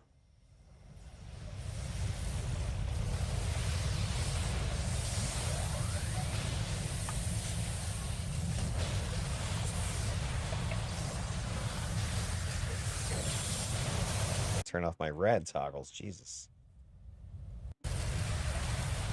So we pretty much play this game for 10 minutes. Sitting here, just keep fishing and bring him down to this little choke point kill spot, kill box. Out of the way, I don't think. Oh no. Yeah, don't push your veil. All right, so boom. I wasn't sure I was counting this death here. Because this one, I don't think I had any idea map server gone that far, but let me see. So map server's out teleporting, right? You see him doing that. He just went to go get some more guys. How big is this map? It's like I don't think I have any buffs on him. Right. He's grabbing one, he's grabbing two groups. Yeah, don't push your veil. Takes a huge hit. And then boom, he's dead. Disintegrate. So, I mean, you know, again, I don't have a problem with it. I'm just trying to think of, is this something a support character can even do anything about? If you have your tank fishing without a support, you know, blanket. I mean, I was aware of what he was doing, I think, at that point, but I'm just trying to figure out at what point do you say, hey, the supporter can't do anything about it? Because if somebody's in another room fighting, then there's nothing you can do about it. Does this fall under that window if, you know, if somebody goes off on their own? So I don't know. I got to see what the response was. So we were fighting over here, right?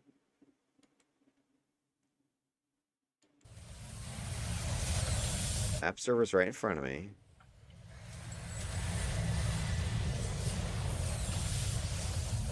He's finishing off the guy right there, it looks like. And then he's... Okay, now he's out of the window. How big is this map? So he's been missing... I'm looking at his buffs. It doesn't look like he's got, for instance, AM on him. So that's telling me he and Dickie were not within range when I clicked that last one. Clarion, I've got it on me. Spectral's got it. So these guys are out front a lot, so they're not getting the full buffs here. Alright, so then he goes out fishing, and then boom, boom, boom, Yeah, gets don't killed. push your veil. Alright, I'm going to go ahead and update the stats with this death.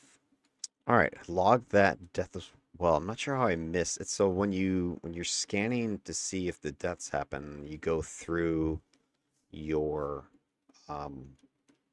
text file, your log, and you search for so-and-so's been defeated.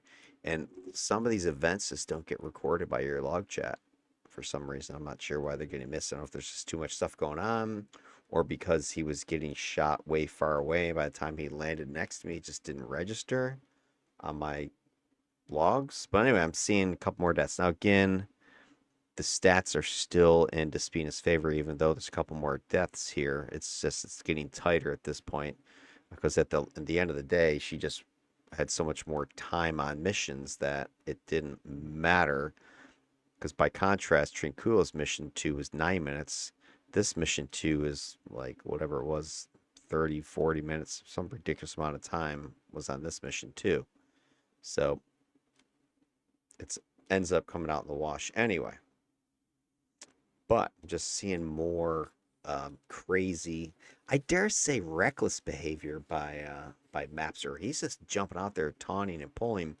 And I think the problem is this, and I mentioned this earlier in the recap here, is that you got dark armor. You need enemies to heal yourself, because that's your main, you know, way to stay alive is your heal. Dark armor's, you know, pretty solid as far as defenses, resistance, etc., but it's not like the man is, you know, taking a beating from range, that kind of thing. So you're taking a beating from these ranged attacks jumping away from your best area of survivability where you get your heal off, and you're taking DOT as you go. I think it was Disintegrate that clocked him as he was landing. So he's ended up dying a couple of times. I would say all of map servers, well, I think maybe 3 of his defeats at this point have been from these fishing actions. All right, let's see. I think that's the end of that. So then we clear this hallway. So all we were doing was similar to the last map warehouse mission, right? We were coming down here, big open area, and fishing and bringing things back to the corner pole, like right here. That was essentially the plan, it looks like. But there was a lot of ticking damage, and this is where this plan is starting to fall apart, because the DOTs are starting to become much more deadly. So trying to do that is just tick, tick, tick and make it more dangerous. So it looks like strategy-wise, you can't keep doing that without suffering the consequences. All right, so now we move down deeper into the warehouse. This whole area has been cleared out from the fishing. Going around the corner now.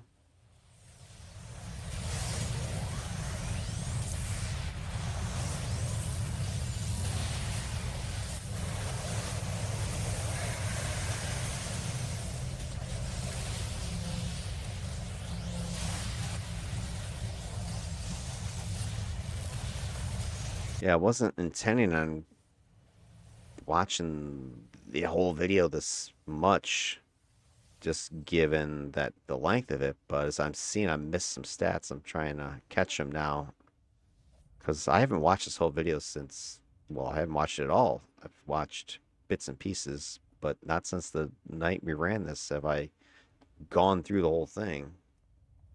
All right, look at this huge ass room coming up here. Is this guy not free? Is it the passive Thermopolis? Yeah. Just kick him in the chest.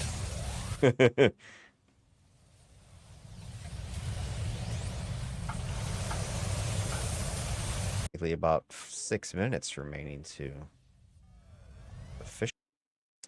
Yeah, if you look at this, we've been at this mission now for 25 minutes or so. And we're still got this huge section to deal with. This is one of the problems with these 801s is there's a lot of map variety, which, again, it's intentional from my part, but there's variety in the sense that it's some missions, kind of like the last one, sort of a smaller map. These maps are much bigger, and it just takes a lot longer. So it's hard to try to standardize any sort of time limits that I originally was trying to do, because even within a certain cluster of these 801 maps, there's a huge variety of just short ones and long maps. This is a huge map. Actually get this done in time, but this looks bigger than that shit. Look at this. That's a huge freaking mess in there. Come on, look at this shit. Some of these maps are just monstrous. Look how slow we all are. It's bullshit. All right, so now Badger Bear is going to try his hand.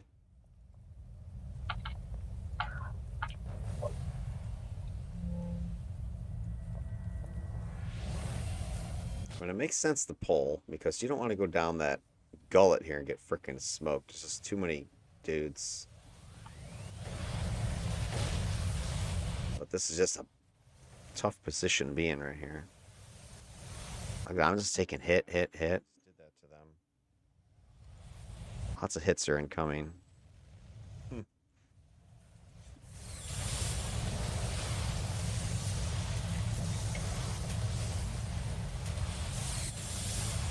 I don't even remember this mission being this long.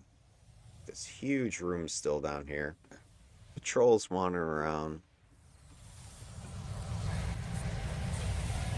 It's just a tough mission. Actually, Trinculo's missions weren't that bad the first two. This was just a slog. I was just thinking about it, like, let me target all the low guys. Oh, they just fell into the biggest trap of their lives. Short lives. For the red Yeah, back there in that one. Yeah. Is it like 1 or 2? I can't. I'm trying to figure out if there's a count, like you get 3 or something like that, or. Here they come again. Yeah, I don't know if it's like a regular game where there's like capped ambush. So I know like some people are probably going, "Oh, why don't you just charge in there?" I mean, trust me, you don't want to just go down in there. Unless you got a really, really good turtling team. It's just way too much fire you would take from every direction. This at least we can funnel it into our strength. I don't know if they capped anything in here. I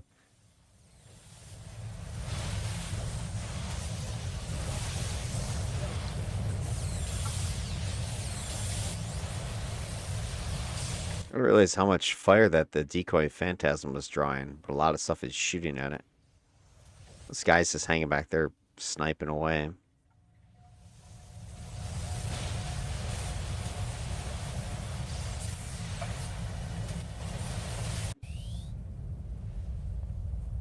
Okay, pulling the rest of this area. Dude, that EV just got effed up. More pulling. So now we have a routine going. This is just similar to the first mission. Push bubble. More repel, though.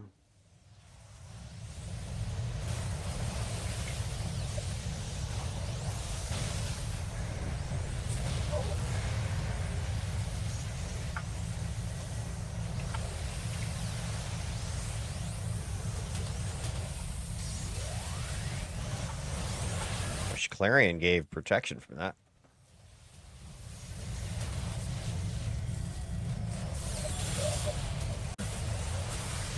Looks like this is an ambush coming way back there. Oh, wait, no. Alright, so it looks like map server's fishing, or that's a patrol I think he's grabbing.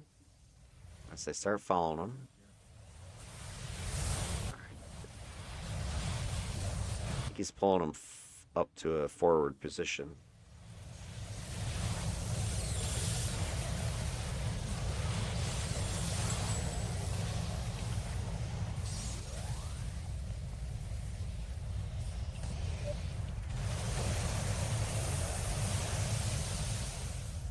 Yeah, looks like he was isolated. There's nothing you can do. He's way up there.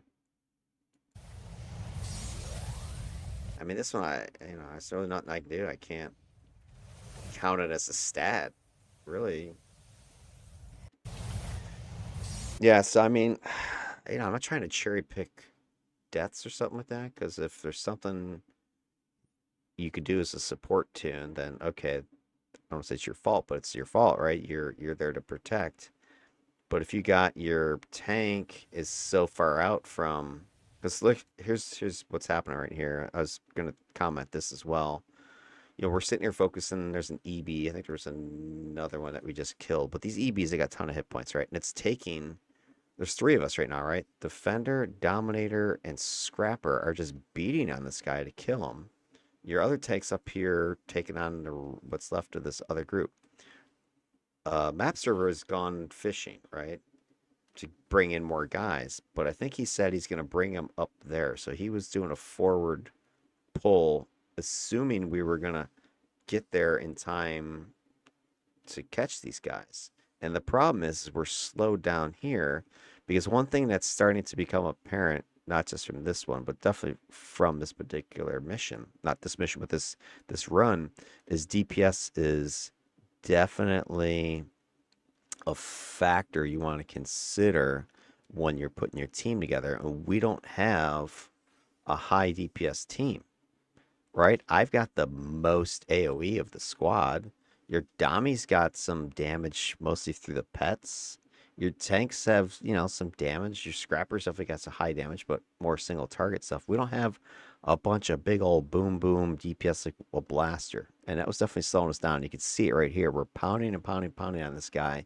And it's taking forever. And meanwhile, isolates our tank to a forward position waiting. And so you see what happens here.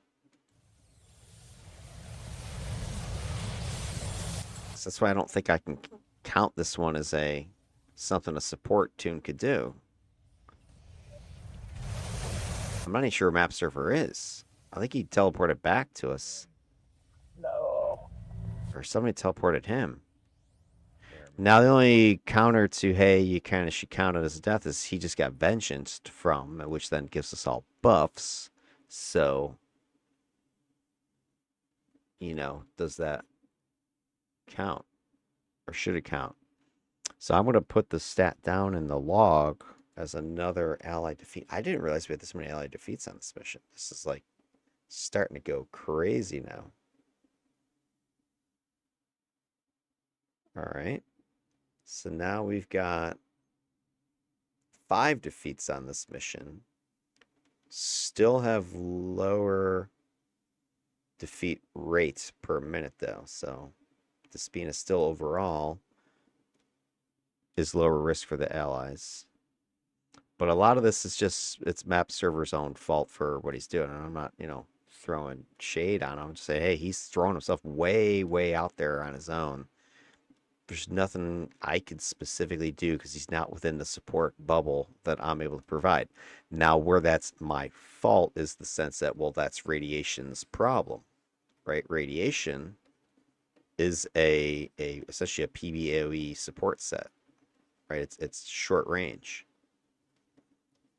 You have stuff within your choking cloud, stuff within your radiant aura, and then you've got some short range toggles you can chuck out there, RI, EF, and then you've got lingering radiation. So you're pretty short range as far as what you can protect. So in that vein, yeah, it is this character's fault for Map Server's defeats. Because if I was playing a shielder, right, boom, that would have been a much safer move that he's doing. If I was maybe saying playing empathy, I could have tagged him with a heal, you know, from range, single target heal. So, you know, it's kind of hard to say is if something's your fault or not as the supporter, because it's the fault of the set, the limitations of radiation as a set, not necessarily the fault of you, the player. It's not like I did something wrong. And it wasn't necessarily that Map Server did anything wrong. He's tanking, right? He's fishing. Now, we probably should not be fishing that hard given the foe's damage, but that's fine.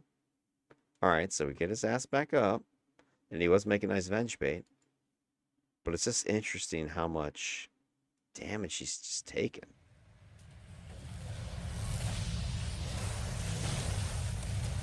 Uh-oh, Spectral. Spectral's getting worked.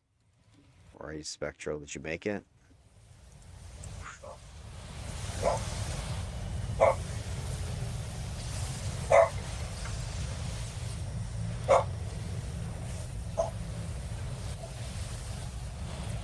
Yeah, this mission is just a marathon.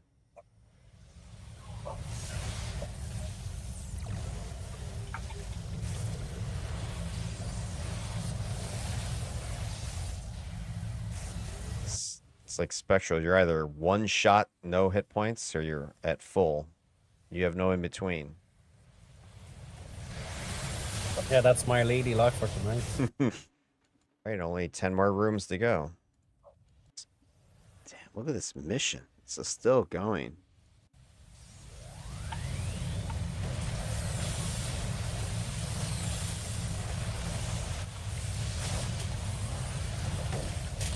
Back over here. Yeah, okay. Yeah. I think Map Server buys. Yeah, he bought it again. Damn, dude. Map Server, what are you doing? You're getting effing destroyed. This is crazy. Oof. I'm not even gonna repost the stats yet until I can count how many times Map Server gets smoked. All right, so hey, what's going on here? We've got another room that we're trying to clear out. We've got a group here. We've got a group here. Map Server's here. Taunting. He's behind this barrel or box. I got Badger Bear over here. He might be taunting as well. We're pulling 2 groups. All right, so here's what I'm definitely seeing is that part of the problem is that we have single tanks trying to pull multiple groups, which is extremely risky. Here we have 2 tanks. Looks like they might be pulling 2 groups, which is less risky, obviously. So, what happens though? All right, let's play this. You guys coming back over here? Or? Yeah. Okay. Yeah. Yep. I mean, there's nothing you can do. I mean, there's nothing I can do. It looks like we got a plan, right? Okay, 2 tanks go out, 2 tanks fish. They both come back to the pull point.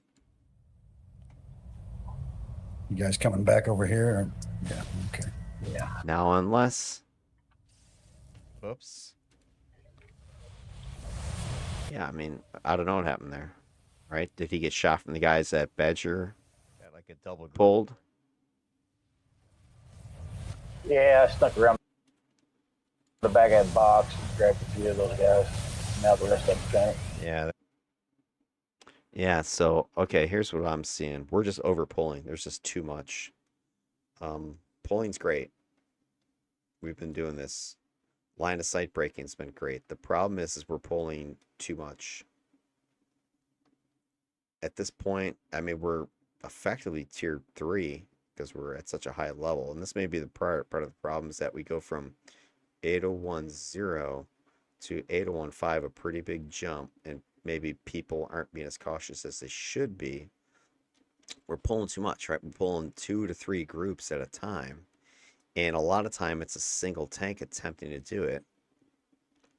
And the problem is your single tank, if it's map server, he needs he doesn't have a self-heal unless he's next to people. So he's got to wait around for that to happen, which puts him at higher risk. Badger Bear has his energy heal, although it's not the, I don't think it's the greatest single target personal heal in the armor sets out there. So they're definitely at huge risk. And there's no debuffing from my toggles because that's our big, my character's big ability to keep the team safe is I throw my 2 debuff toggles out there, and then throw in some freaking knockbacks with the ATOs and stuff, and the geyser and whatever. Oh, sorry, geyser and water burst, and the ATOs have the heals and the absorb with it, so they're not getting any of this access to my ability to protect them. They're going out the pole, and they're pulling too many things, and they don't have the means personally to stay alive in this game they're trying to pull, this whole pull the LOS thing, breaking LOS. So I think that's the issues that we needed to be more cautious, say, hey, let's pull these guys right here only, and then pull them back, destroy it, and then move on to the next group. Because what we're trying to do right now is not working. I think at this point, map servers died like 5 times or something. And maybe this is part of dark tanking's thing. Death really doesn't matter because you are rezzing yourself. You've got that self-res, and that may be part of the build, right? Like, hey, I die, so what? I'm just going to res myself anyway. When it makes total sense. It's not it's not like, oh, there goes that DEFCON's stats or whatever, right? You're just like, hey, I get in a melee, mix it up, heal myself if things get bad, and then if I die, so what? I just res and come back and fight some more. Anyway, I can't be killed permanently. But when you're doing an 801 and you got the whole 4 out of 5 thing, that's when things are like, uh-oh. Okay, interesting. Hadn't thought of it from that perspective. Okay, so we finally, I think, clear that room.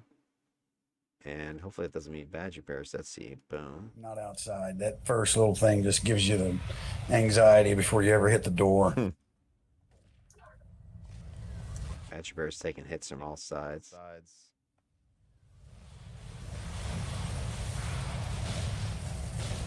Again, more incoming from all directions. Give me something.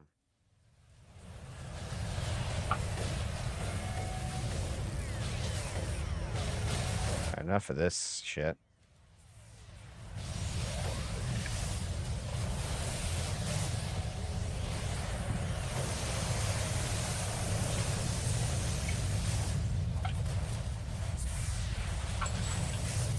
Just erase that guy's. Taking all their endurance. Yeah, yeah. I've been watching that thing. It's just sapping them dry.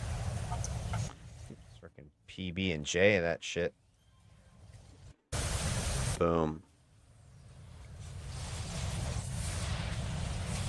This is crazy.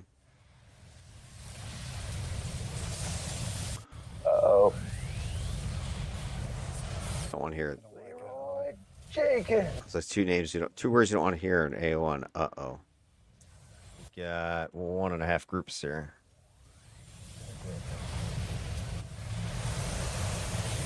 Yeah, I can hold these guys until you guys get done with her.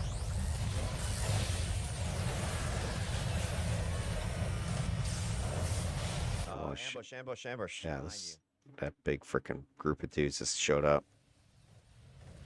Boom. EMP them. I've been waiting for your asses. Eat that EMP. They tried to get us in a 3-way, and we weren't having it.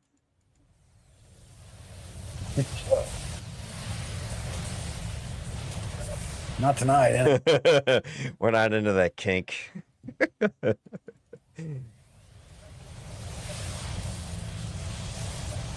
It's kinky.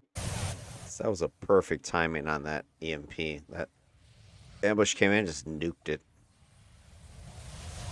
It's such a strong control power. Nobody's guarding it. All right.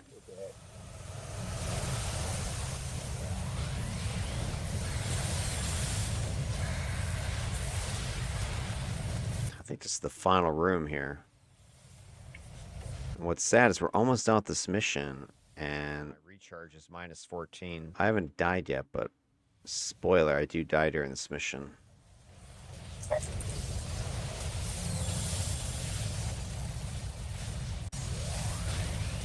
Walked right.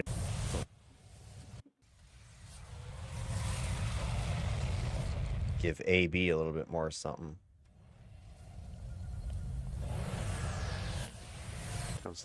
Got another pull coming in.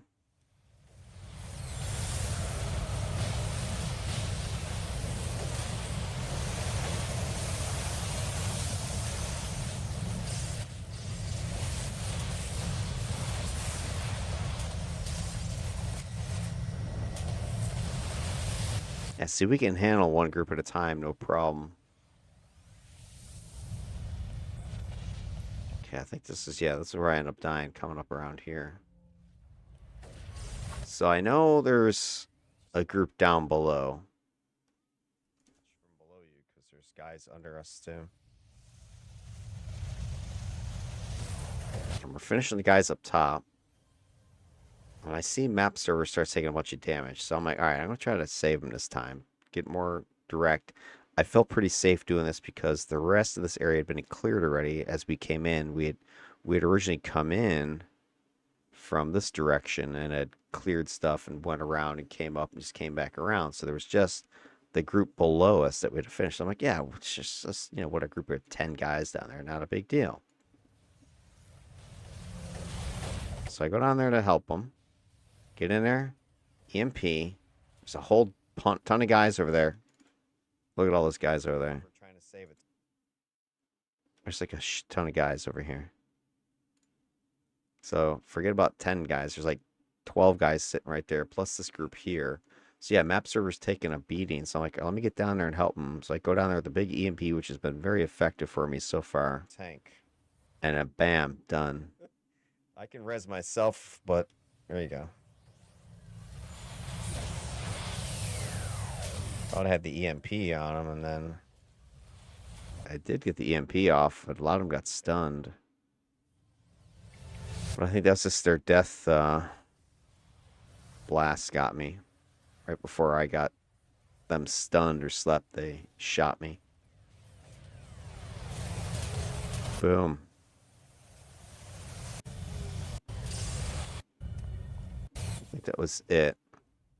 Yeah, this is like the end of it. All right, so there you go. I was thinking, I'll just show you guys that video, that part of the video there, because hey, we've got the first time I die. after this whole thing, and we've gone, I don't know, 50 minutes or whatever, because we had 14 on the first mission, and then we were maybe 5-10 minutes left on this one. So it was 50 minutes or so before I finally bite it. But then it turns out we end up having multiple allied defeats in that mission. Let me go and get those numbers. 1 second. All right, so here it is. Revised risk numbers. We had 6 allied defeats on that mission. Dang, that was way more than I think I originally had it as 2. I somehow I missed 4. But again, what I do is I go through the log chat and scan for the text or the words that say so and so was defeated. And it didn't register for those. I don't know why. Maybe, again, I think it could have been because of the distance. A lot of those are because map server had gone down fishing, and then he was getting shot, and maybe by the time he got back, it didn't register the death right next week. I think your log chat has a range to it, so you're not logging everything. It's just stuff within your line of sight or something like that. So anyway, that does bring the numbers up, but we still have 0.14, a lower rate for Despina versus Trinculo. So even though we have, more allied defeats, total of 31 now, she's still better in the sense that she has fewer per mission per minute, and that you can see that here on the graph as well. Her slope of the line is shallower, 0.17 versus 0.21, and the correlation is getting much heavier. You can see for sure as time is going up, things are becoming more dangerous. And overall, her missions were just longer. I mean, you can see the green dots, right? 50-some minute missions, 80-some minute missions versus his like 20-minute missions. So I think if you were to extrapolate out still and take his graph out, he would definitely have a ton double-digit defeats, just like Despina is shown here. So I don't think it's necessarily, and I think you saw that from the video, I don't think it's anything that the build per se was lacking. It was just radiation itself can't help you if you get outside of that range of its bubble support, and that's true for a lot of sets. Empathy is kind of like that too. If you're not within auras within heal range, well then you're screwed. Dark would be the same thing. So it's not any one specific thing that you can point at and say, oh, that sucks. All right, let's finish up with some of these stats here. All right, so stat wise, as far as defensive, what's left? Avoidance. This is the number of hits you take, and I mean this one, despite everything you were just seeing, the risk and such, I mean, Despina, only 1,200 or so hits. That's all that she was taking.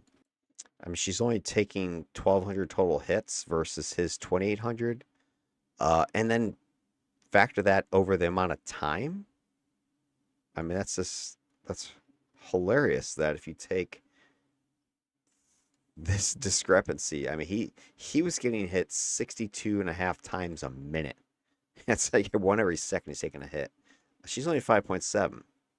So I think a lot of this is just, right, battlefield control, not like control powers, but just limiting your exposure. And a lot of that had to do with position, right? I think Despina was able to play a great positioning game. Now, is that a defender thing? No, not really. So it was kind of mixed bag here. So positioning, that's a huge factor here. I'm not going to lie. Line of sight breakage, right? That has to do with map position, map awareness, that kind of stuff. Also, frontline mitigation, right? Tanking. You just saw I wasn't taking a lot of hits because map server was getting his ass handed to him instead. So I didn't have to worry about Despina getting in there. Meanwhile, Trinculo was a lot more aggressive in the front line doing that sort of thing. We had tanks and scrappers taking care of that here. So this is for sure 2 things that are making Despina such a big winner here. And also the other thing is, I think you can make an argument for percentage differences on those debuffs. Better minus to hit numbers. better minus damage, I think, is a difference between the two. So I think for sure this is a factor. And then, of course, there's controls themselves. A lot of knock up that I had from my geyser and mighty and that sort of thing was definitely buying me some time. So I think you put this all together, just good positioning, line of sight work, really good tanking, other people taking the hits for you, your improved percent on your defender numbers that the ATs have, and then just the build itself having more control in that sense than the controller did because of just all the knockbacks that was going on. I think that helps really explain this absolutely colossal difference between these two guys in hits. Also, when I went and looked at Trinculo's the hits he was taking, most of them were coming from nickel and dime stuff like caltrops, freezing rain, chain fences especially. There was just like hundreds of hits he was taking from chain fences. Now, part of this was because of the positioning thing as well. So this is where positioning is not just map related, but build related, because Despina's build has her position more middle to long range, in the back. Trinculo's build has him positioned middle to short range up in melee. So he's up in melee more. He's gonna get hit by the stuff that's being dropped on the tank, the brute, whatever, the people up front. Like he's gonna be part of that targeting.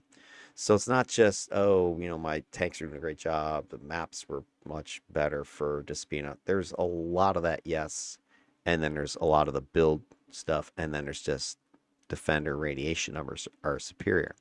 So overall, avoidance was a huge difference there. Although with the targeting numbers, this is relating the hits to input damage. Trinculo had a lot lower slope.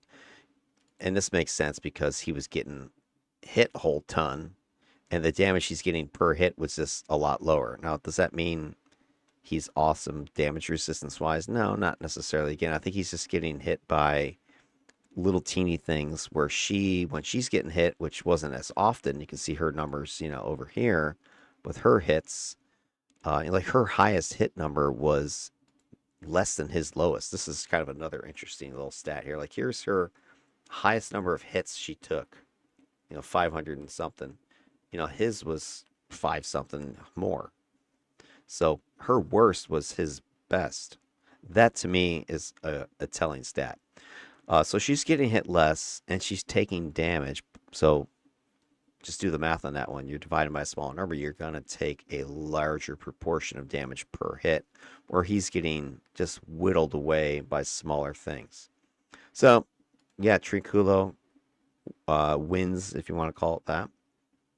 And then the last stat on the defensive side is the provision, the buff numbers. Now here we have, like I've seen before, the defenders are just carrying this one because they have a lot of stuff they're getting from their ATOs. I'm counting those heals and those absorbs as buffs because they're popping and hitting multiple targets around me. So every time I'm delivering healing, delivering absorb procs, and I hit a target besides myself, that counts. So I'm getting almost 8 times the buffage going here. Now, yeah, it was over a longer time frame, so it's not that dramatic. It's almost 2 to 1, 1.5 to 1, something like that. But she's definitely was out buffing, throwing way more buffs than Trinculo. So that's just more heals, more absorbs, AMs, clarions, whatever. All those things are flying around.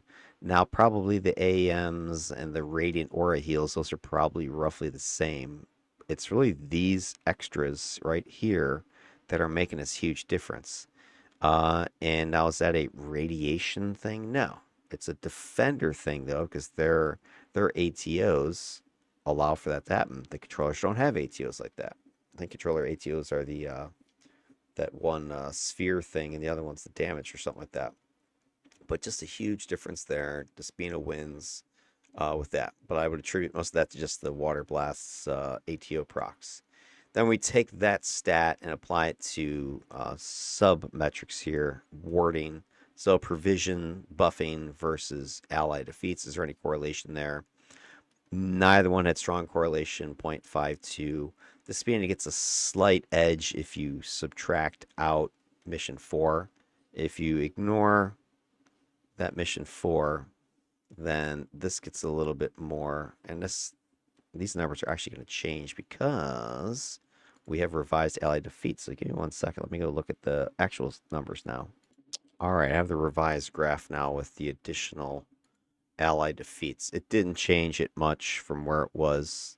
Slope is a little bit steeper, but not by much. Correlation is a little bit higher, though. So the verdict doesn't change here. Despina is still a slight edge. Still, if you were to plot out her trajectory without those mission 4 numbers, right? She's somewhere in this range here. Lots of provision per ally defeat. So she's thrown out a lot of buffs. Is that necessarily a good thing? It's hard to say, because are the buffs stopping allies from being defeated? Are you buffing more in reaction of allies being defeated? Is it just because you're doing more combat, more buffs are flying, and more allies are being defeated? So I think there's, depends on which ways you look at it. Could mean lots of different things. I mean, both of the characters are throwing out buffs. Neither one of them is like apparently panic buffing from what we can tell here. There's really no way to panic with radiation because, if somebody dies, somebody dies. But that's not really going to mean I'm going to start hammer clicking buffs somewhere. I mean, I'll attack as much as I've been attacking before. So I'm going to get those ATO pops. The only thing I might be clicking more is the radiation, radiant aura for heal. That's the only thing that might go up a little bit in panic response to incoming damage and allies dropping. So it's, again, it's a number, it's a data point. It looks like Despina's, just by virtue of more raw buffs out there, there's no strong correlation with that tying into defeats anyway. So she's just buffing. Shielding buffs compared to pet resilience. Now this one's a good one because the pets kind of serve as a proxy for your teammates, which you don't have the numbers for. So the verdict here is Despina is edging out a win as well. She's got a flatter slope here. You got the 374. So this is how much damage your pets are taking per buff rate that you are throwing out here. So the buff rate you see for Trinculo is lower than the buff rate for Despina because Despina has more buffs. But she has more pets, so her pets are going to take more damage anyway. So I think this number is more a factor of the pet number, because she got 5 pets versus 2, than it is she's not buffing enough or something like that. So I think that's what we're seeing here, is that Trinculo's slope, that higher slope, the 300 and slope there, is because there's just more exposure in the field for the pets. They're just taking damage. They're out there more often, more frequently. So it's not because her protection sucks. But Despina, from what you can see with her data, she got a low load. She doesn't have a lot of damage coming into pets. So she doesn't need to, necessarily buff in response to that. They're not taking a lot of damage to her 2 pets. So you're kind of seeing the buff spam making her ratio seem a lot lower. So again, it's kind of hard to say because you sort of have apples and oranges here. Again, is the buff making a difference for the pets? If the pet numbers are the same, it might be easier to interpret this. But there looks like there's a slight bonus to Despina. So if you summarize the defensive stuff across the board, survivability, Despina did have more deaths overall, but because it was over a longer period of time, the rate was lower, steadier. Allies, we just saw these numbers are getting close. It's 0.14 now versus 0.16. So it's still holding true. Resilience, Trinculo, he's getting twice as much damage per minute. Despina, she's got these longer, cooler engagements apparently. Like she's just hanging back a lot more. That could be just by the way they're playing. So kind of a tie overall. If you're playing front line like Trinculo, you're going to take more heat. Is that a bad thing? No, it's just the way he's built. Punishment. Trinculo, he withstood heavier burst damage, it looks like, but Despina's loads again were cooler, more controlled. Trinculo, he's got the edge here because he's able to survive those bursts, where Despina's taking just sort of more sustained damage. Overwatch, the team defeats were less linked to her own damage, and she stays steady. Allies are falling. The pets, Trinculo's 5 pets are taking more hits, but that's by design. Despina's only got 2, less exposure. A tie, you can't really say one way or the other who's better given the way they play. Avoidance, Trinculo, he had 10 times more hits. I think this was a huge kind of thing, but a lot of it was just AoE stuff. Despina, she was just staying out of the way. Was it because of radiation, because of defenders, because of her team? It's hard to say, but you can't argue with 10 times less. Targeting, Trinculo got about 9 damage, Despina about 61. He's soaking volumes of hits, and she is dodging some spikes of damage. So Trinculo looks like he's going to win that sort of by default. The fact that he took so many hits, though, got to give him the credit at least that he was able to survive that. Provision, Despina, double the buff tempo. She gets the edge for sure. Warding, the buff rate is going up slightly for both of them, although hers was 0.62. So Despina's got a flatter curve, though, flatter slope. Minor preventative edge. Again, not a huge difference there. Shielding, flatter slope, better efficiency for Despina, but again, the low pet count kind of deflates the numbers a little bit. Contextual tie, slight edge if you look at Despina overall. But across the board, you really can't point at any one stat defensively where, oh my gosh, Trinculo like lit her up.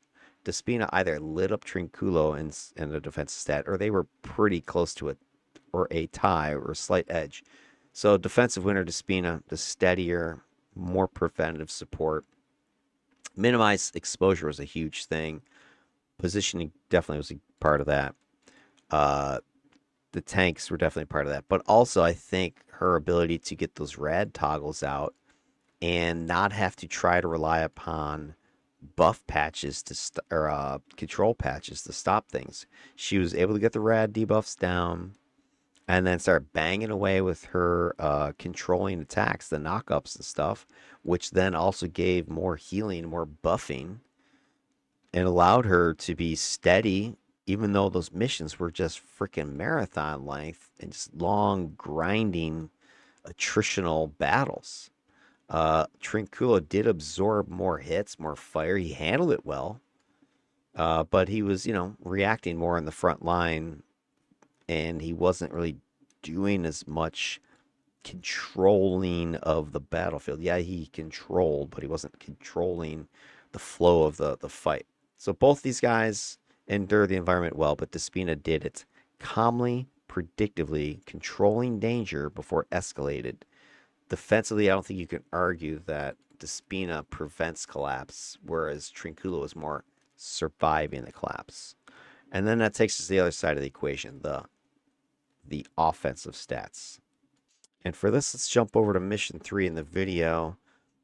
Let's start looking for damage output, faux body count that she's dropping down. How much offense is she contributing? Because I think that's really where she outshined Trinculo by a lot.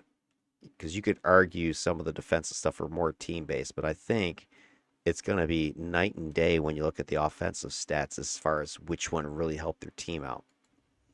So let's just kind of look at some of the footage here. So we're in the 3rd mission. Got a bunch of elite bosses. You got a bunch of, I think, bosses. And we're doing the same thing. We're pulling. You can see right there is an example of some damage I'm going to get for free. This is the same kind of map these efforts. When I throw my radiation infection toggle out there. Watch this. Right there. So radiation infection toggle, I've got the touch of Lady Grey in it. It's giving me damage. I was getting damage from this thing all night long. Not a ton, but it added up to a few thousand. And it's a free set of damage, so I chuck it out there. I'm still getting some good debuff numbers out of that power anyway, so why not take advantage of some of the damage you can get? Yeah, we got a patrol coming in already. Patrol. Patrol on the left.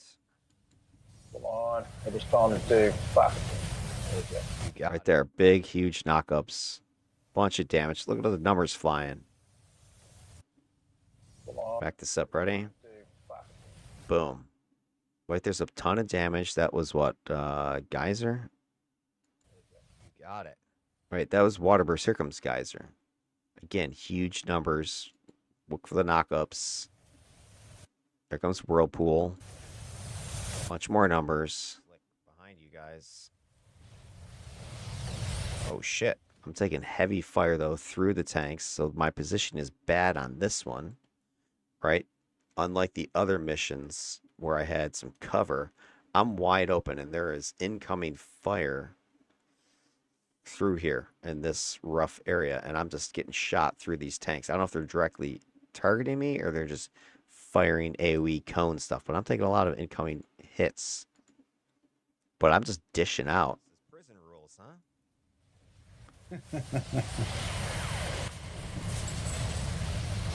There goes Mighty, EMP.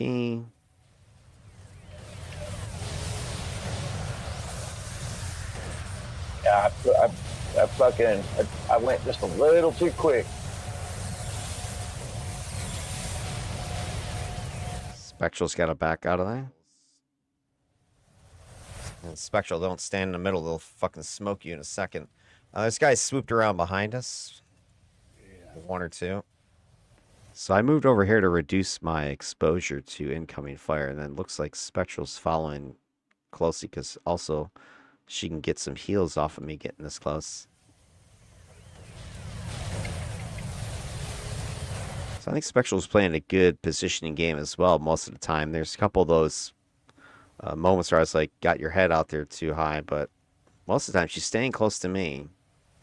And you'll notice if I have a buff, she's got one because she's within range of that aura that I have of protection.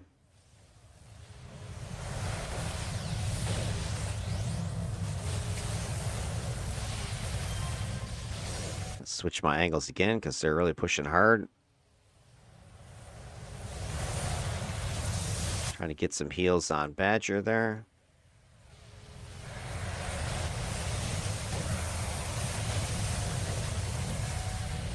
Choking clouds going off. These guys again. Oh, somebody's KO'd his ass behind me. Just summoning more and more pets. Choking clouds getting those guys from doing anything though. We're gonna shake this place to the foundation. I'm just pouring damage out. I mean, who else on the team is able to output this much AoE? Now, of course, I got Defender value. Oh, fuck, I knew that was coming. God damn. Like, look at that, guys. What can you do? I'm full. Blasting away. Took one hit, couple DOTs, and then Fuck, I knew that was. and then blam, you're dead. I think I got DOT'd 3 ticks, and then boom, in comes the big snipey hit, and you're done. Bang. It's coming. God damn it. Avenge me because I'm gonna get up in a second. Got it? Alright, I'm getting a F for this shit. I knew that was coming. I'm like, dude, I could smell it. Some massive out of the nowhere shot.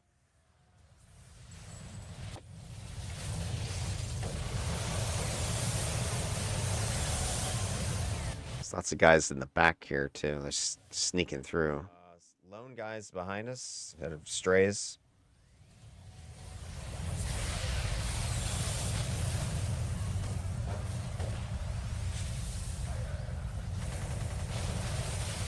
Several guys behind us. EMP is working like a charm. Retreat or stay this place here.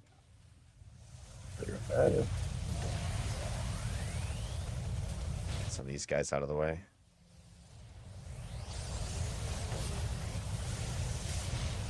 Got an EB in my piss pool over here.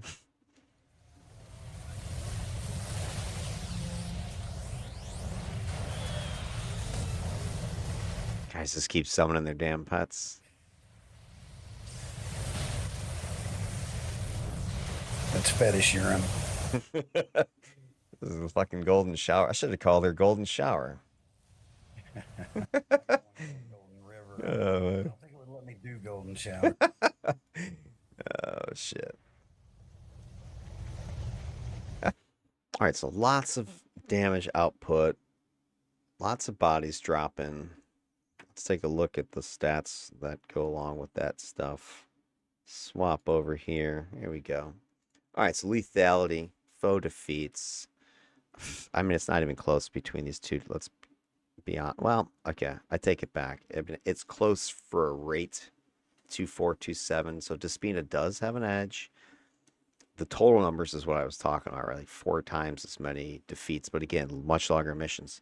But this, this is fairly, decent difference. What, 10% or something like that? More defeats per minute, something to that effect. So that adds up obviously over time. If I'm defeating 10% more than you over and over and over again, it's going to add up to some significant numbers over time. So bang. Get this fixed here. Now, one thing I will say, I kind of give Trinculo the edge here, though, and that's just because, yeah, she does have a higher rate, but she does fade if you look at it. And again, this is kind of misleading because mission 4 is what you see. Well, actually, here, if you look at the numbers, right, you see she's starting off pretty good in mission 1, and then she drops off in mission 2, and then she drops off in mission 3, and then she drops off again in mission 4. That's not really the same case with Trinculo, right? He starts here, then he goes up here, then he drops off here. Now, was this the fluke, or is this going to be a pattern? We don't know. We don't have that 4th data point. Would he have dropped even more? So he seems like he's a little bit more consistent regardless of the foes that he's taken on, where she was more inconsistent. And his lowest number, the 1-3, was on the short mission where the team got killed. So, it's hard to say exactly if that would have held true. But for the data we have, he gets a slight edge based upon that. Then if you look at the kill share, this is what I think is pretty interesting here. Share the kills. Trinculo was really not carrying his load here, right? He was 14%. Meanwhile, you got Despina is clocking in at 29%. Now, if all things are even, you should expect 20% of the kills. And if you look at, Trinculo across his 3 missions, 13, 17, 12, you've got Despina 32, 28, 30, 25. So there was never a mission where she was below or even at. She was always above, punching above her weight. So she was always putting out damage. Even though she's putting out defender damage, she's getting the damage out. She's getting the defeat. She's getting the kills. It's all that AoE that she's dropping. So big, huge, I think, advantage right there. Just looking at the stats, you can see the DEFCON, Despina's in yellow. Here is Trinculo. These are percentages over here. So clearly she is getting a lot more damage. Again, though, the team composition comes into play. We had 2 blasters on Trinculo's team that were putting out some damage, obviously. And then we had, 2 tanks over here. So, lower DPS squad, she has to step up, but she was able to step up and fill that role. So that is kind of the big thing here. She's operating as this hybrid DPS build there. She's got water blasts, AoEs, plus radiation's got those debilitating debuffs. Combining, she's able to get the kills with that stuff. Where it seems Trinculo was more of an enabler. He was getting some space for those blasters to get a bunch of kills on his squad. So I think that is probably also just a sign of the builds the way they were designed. Amplification numbers. So how does those enemy kills tie into provision or not? And we're going to see similar slopes here, it looks like. I mean, not too off. All right, his is a little bit steeper than hers. Correlations are still pretty tight. You know, the difference here, again, we have less overall provision for the controller, more for our defender here. So if you look at it, Trinculo maybe gets a slight edge because he's got a steeper slope. It seems his buffing is paying off more for defeats than what hers are doing, but it's hard to say if that's true all the time because he didn't have that last mission again, where she may have just reached a saturation point. So it might just be that, hey, I've got so many buffs coming out, it's really not making a difference at this point because the whole field's been saturated. So I think it's more of an efficiency win for Trinculo, not a volume sort of win. All right, what else we got here? Scrolling down. Threat. Here's your damage output. You guys saw a bunch of the damage numbers that were clicking. Again, we have Despina is just putting out more damage per minute here than what you saw Trinculo. That leads to the more defeats. I mean, the total numbers are gross, right? 150K versus 722,000. I mean, that's as lopsided as it gets right there. And, you know, she's putting about 500 more DPM. So go figure. Your defender is way outdoing your controller, even with their containment.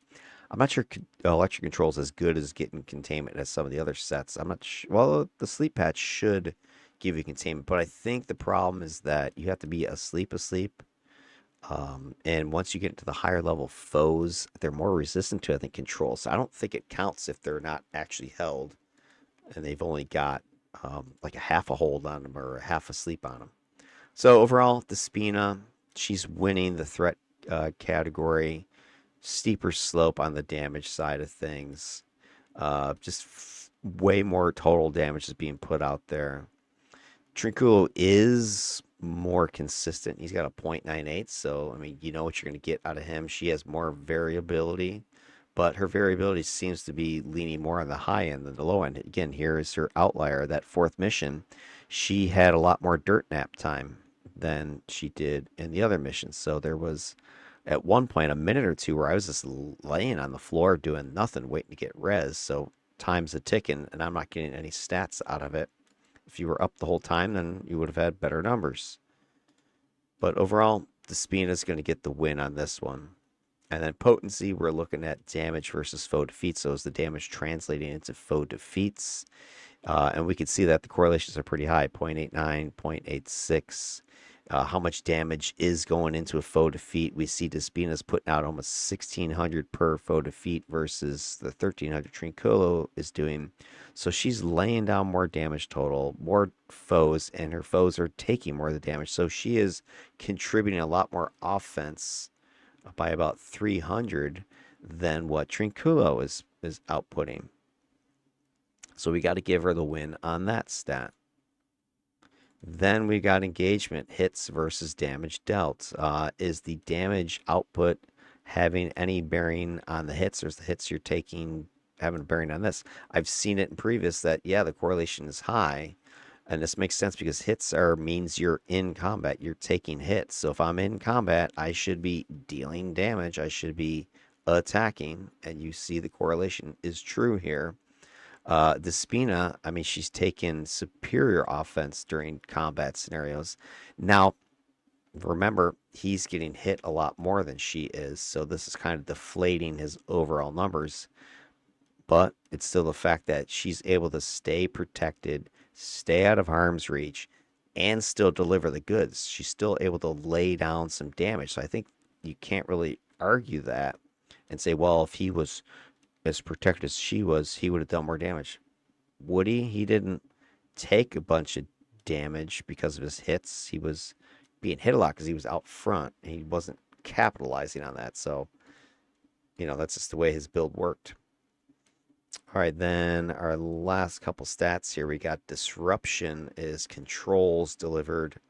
We'll kind of hit this one and then we'll get ready to wrap up this vid because we're we're clocking in another long one here, guys. Disruption, these are controls. Now, this is probably the most misleading stat out there, because if you remember when I did the Trinculo review, I told you that I forgot for probably a good 80% of his mission to turn on Choking Cloud.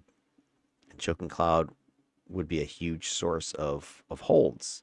And you can see that I didn't forget it with the Despina. She had almost 11,000, 10,700 here versus his 35, and he's a controller. So I have no doubt that had I had Choking Cloud on, he would have had more controls than she did. So by virtue of that, I gotta say Trinculo would win this.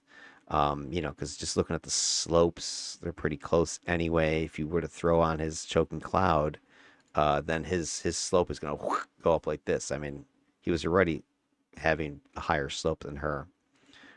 So anyway, that's why I'm going to say Trinculo, if you adjusted for him having it actually on, this 77 versus 46 would have been even worse. He would have easily doubled her numbers, I'm assuming. But it kind of makes it hard to interpret some of these other stats then. The blunting, where we're taking that disruption, those controls, and comparing it to your damage input. We're taking a look here. Despina, this is what's interesting. So she's got, maybe it's not super interesting. She is doing a good amount of disruption because of Choking Cloud, and she's taking a bit less damage overall. So you kind of look at that. Her numbers are clustering here. He's got some outliers here. Now, if his disruption numbers were higher, would that have made a bigger difference for him? Probably. This is disruption rate, by the way, not just raw numbers.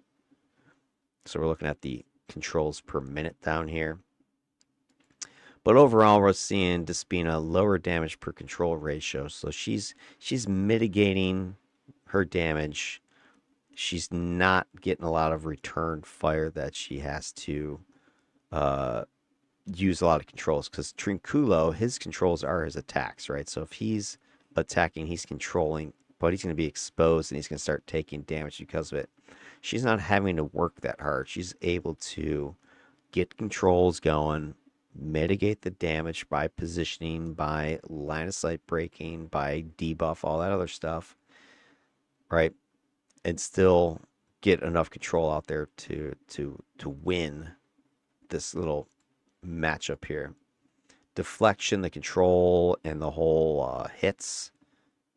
Despina, again, her control is not causing her to get attacked. I think that's one thing that, well, I think people who play control characters know, is that control gives you hate, right? It brings you aggro. And if you're throwing out a bunch of controls, especially if you got like DOT ticky type of controls, I think that gets you a lot more aggro. And I think that's what you're seeing here. Maybe that's why Trinculo took so many hits, is because he's up front more, but he's also just aggroing more because he's got a sleep patch out. He's got his cages are ticking away, that sort of thing. I think it's showing in the stats that it's leading to a lot of incoming damage.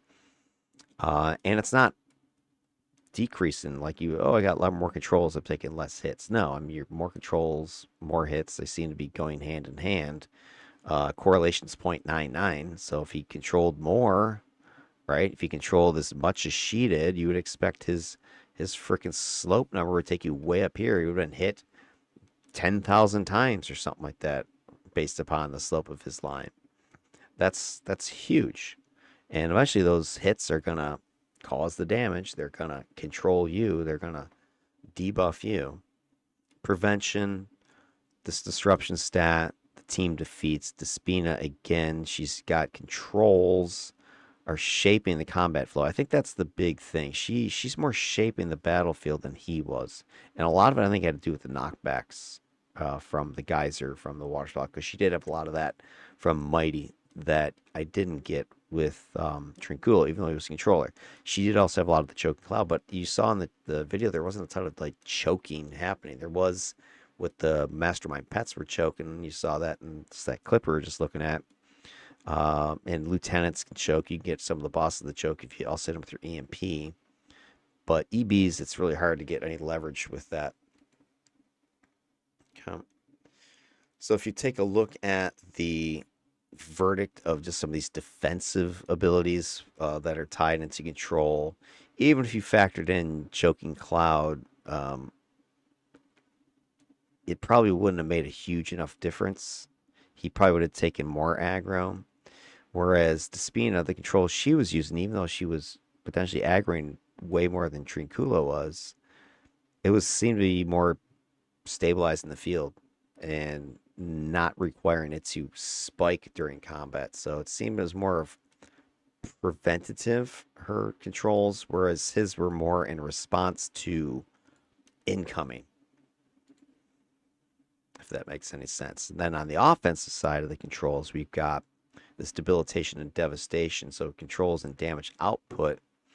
Despina winning this debilitation, she's got stronger control to damage synergy, and I'm thinking it's a combination of the debuffs that are helping to fuel her, where Trinculo's controls are more isolating than making things pop better, right? She's throwing out this debuff and then blam, hitting you with some attacks, or the attacks are the debuff are the control. Trinculo, he's trying to control, and then he's trying to debuff, and then he's trying to use containment, and it's pockets of foes rather than just the whole damn group at the same time.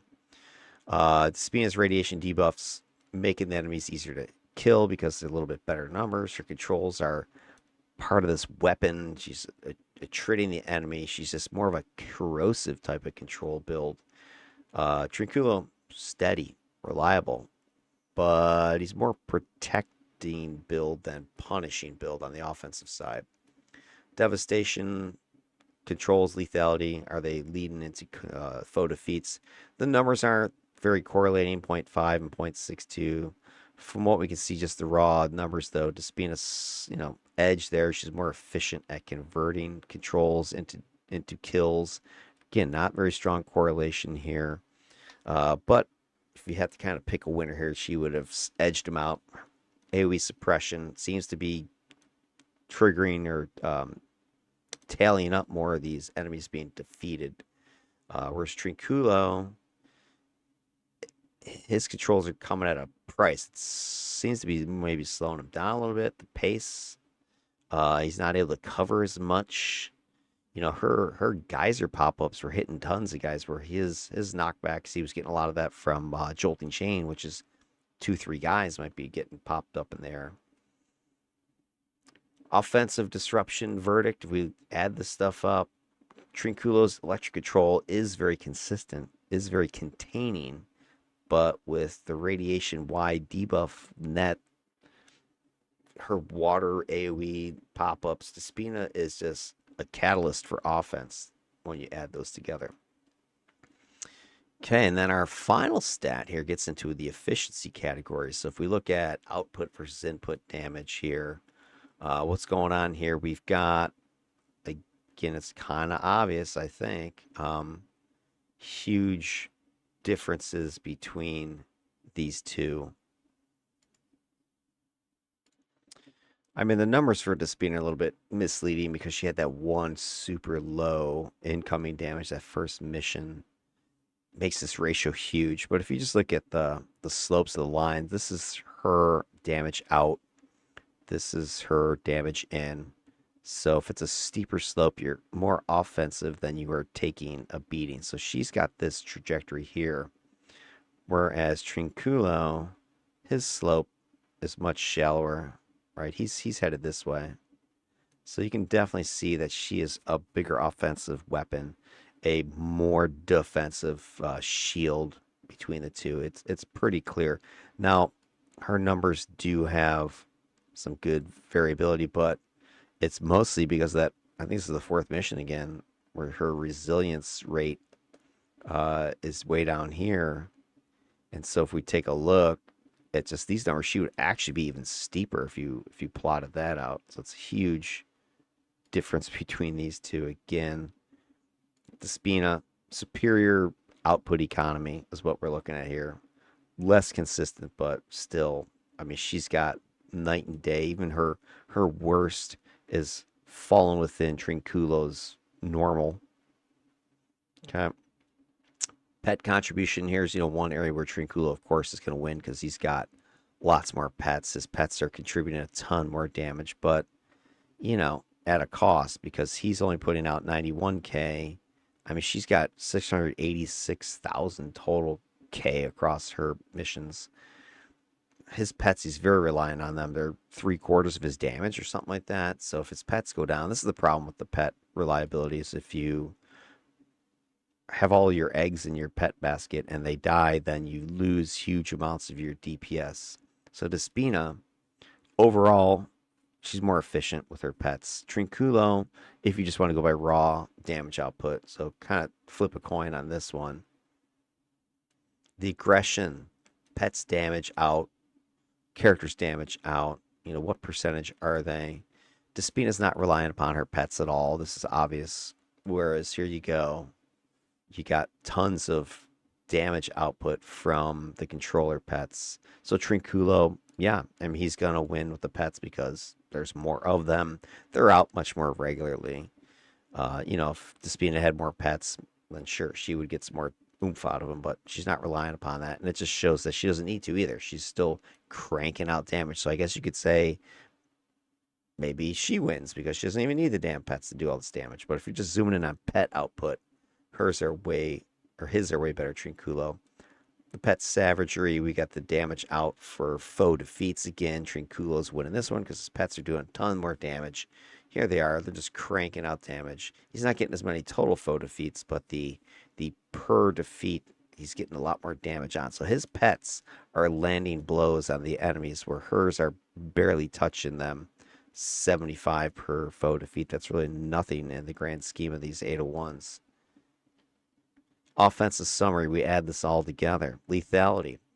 Both of these characters had similar foe defeats per minute, but Despina sustained that kill tempo across all 4 missions. Trinculo had shorter, sharper runs, delivered higher burst. She's going to edge if you're looking at just the overall endurance. If you want to look at just ability to spike some lethality, then Trinculo. Amplification, the buffs translating into ally kills. Trinculo just has a smaller buff volume, but he is translating to, you know, really strong payoff. His total kills rose steeply in step with his buffing activity. So he is getting some good amplification, but you know, he didn't have a huge ton of buffs to really kind of factor in the first place. Threat, raw output. Despina dominated this. Tons of overall damage. Just total output. I mean, Despina just crushed him. Even the per minute was in her favor. Potency, damage leading to kills. Both of them scaled up as damage went up. Foes were defeated more. But Despina's was a steeper increase. So her water blast is just giving you more kills per attack than his electric stuff was. Disruption, control rate. Despina had a lot more control because she had a choking cloud on, but Trinculo, if you put it on, I think he would have ended up winning that category. Efficiency, damage out versus damage in. Despina had this 9-to-1 ratio. Trinculo's was like 3-4-to-1. Her positioning at range, the layered debuffs, all that stuff was just turning offense into defense, vice versa. Minimized trade-off, whereas Trinculo, he had to put himself at greater risk to do his offense, and therefore is taking more damage. Pet contribution for sure. Trinculo's got that one in the bag. You know, like 60% of damage or some crazy number like that. He was getting lots of output from them. Despina's was much, much lower, but she doesn't really have pets, so it really didn't matter there. So Trinculo is definitely dominating that pet category. But verdict on the offensive metrics, if you put this all together, she is just a superior offensive architect. Trinculo, I think, was more of a catalyst, was able to get his teammates to output, but he also had a couple blasters on his team that I didn't have with Despina. So Despina, she's channeling this over her ranged attacks into just clean kill efficiency and just constant damage output, unmatched sustainability. So she has strategic dominance there. Every engagement, she's putting out damage, precise on target, from safety, consistent. Trinculo, he's more tactical, had to be in it, instigating it. he could surge his damage, right? He could burn really quickly, but it put him and his pets at high risk. He was taking a lot of hits, taking damage. His pets were dying. But that was the way he had to play. So takeaway though, Despina, she was more commanding the field, I think. Sustained firepower, reliable return on investment, minimal exposure. Whereas Trinculo is more commanding in certain moments, aggressive amplification, synergistic pet warfare, volatile bursts. And then that leads us to our final verdict. Like, what does this all mean? Well, I think you all will agree with this. Despina emerges as the superior DEFCON supporter here because defensively, she was steadier, more stable, more sustainable. Trinculo, his team, folded sooner and more often. We saw that. They only got 18 minutes into their third mission. Despina's team was enduring longer, tougher missions. You saw some of the footage. These were battles, battle royales. You saw the tanks were getting buried. There was no joke there, but she was able to help get that team to move further and deeper. This was probably the furthest the team has gone, at least time-wise. There was another team that went tier 4. I think it was one of my other defenders also took them to tier 4. I forget which one it was, but was it Cold Domination, I think? They got into tier 4. So, it's possible. And I think they actually cleared their tier 4, but it took a long time. I'll have to go back and watch that video. If you haven't seen it, go check it out as well. Jeer Falcon was the Cold Domination defender I ran there. I'm pretty sure they finished their tier 4, but it took like an hour and a half or something like that. Anyway, offensively, the gap is even bigger. Despina is out-damaging Trinculo like 5-1. She converted her pressured, clean, decisive kills. Her attacks hit harder. They scaled faster. They paid off and sustained enemy defeats. Trinculo's radiation fields, they were hitting. They had some furious bursts of damage, but they couldn't sustain momentum, right? As soon as his pets died, he was back to just plinking away with some of his electric attacks, and he had to summon some more pets. And a lot of times I remember summoning, they were getting killed within seconds of summoning. His team's kill tempo rose when he did spike, though, but then it flatlined when he went down. And Despina's output really never stopped. It just kept going. Obviously, when she dead, it didn't go. But and then when it comes to just the impact of the support, Despina precision was trumping Trinculo's chaos. She was buffing twice as fast. She was healing way more consistently. She was turning the damage mitigation into momentum, into forward motion. Trinculo's disruption, his tactics, his pet aggression.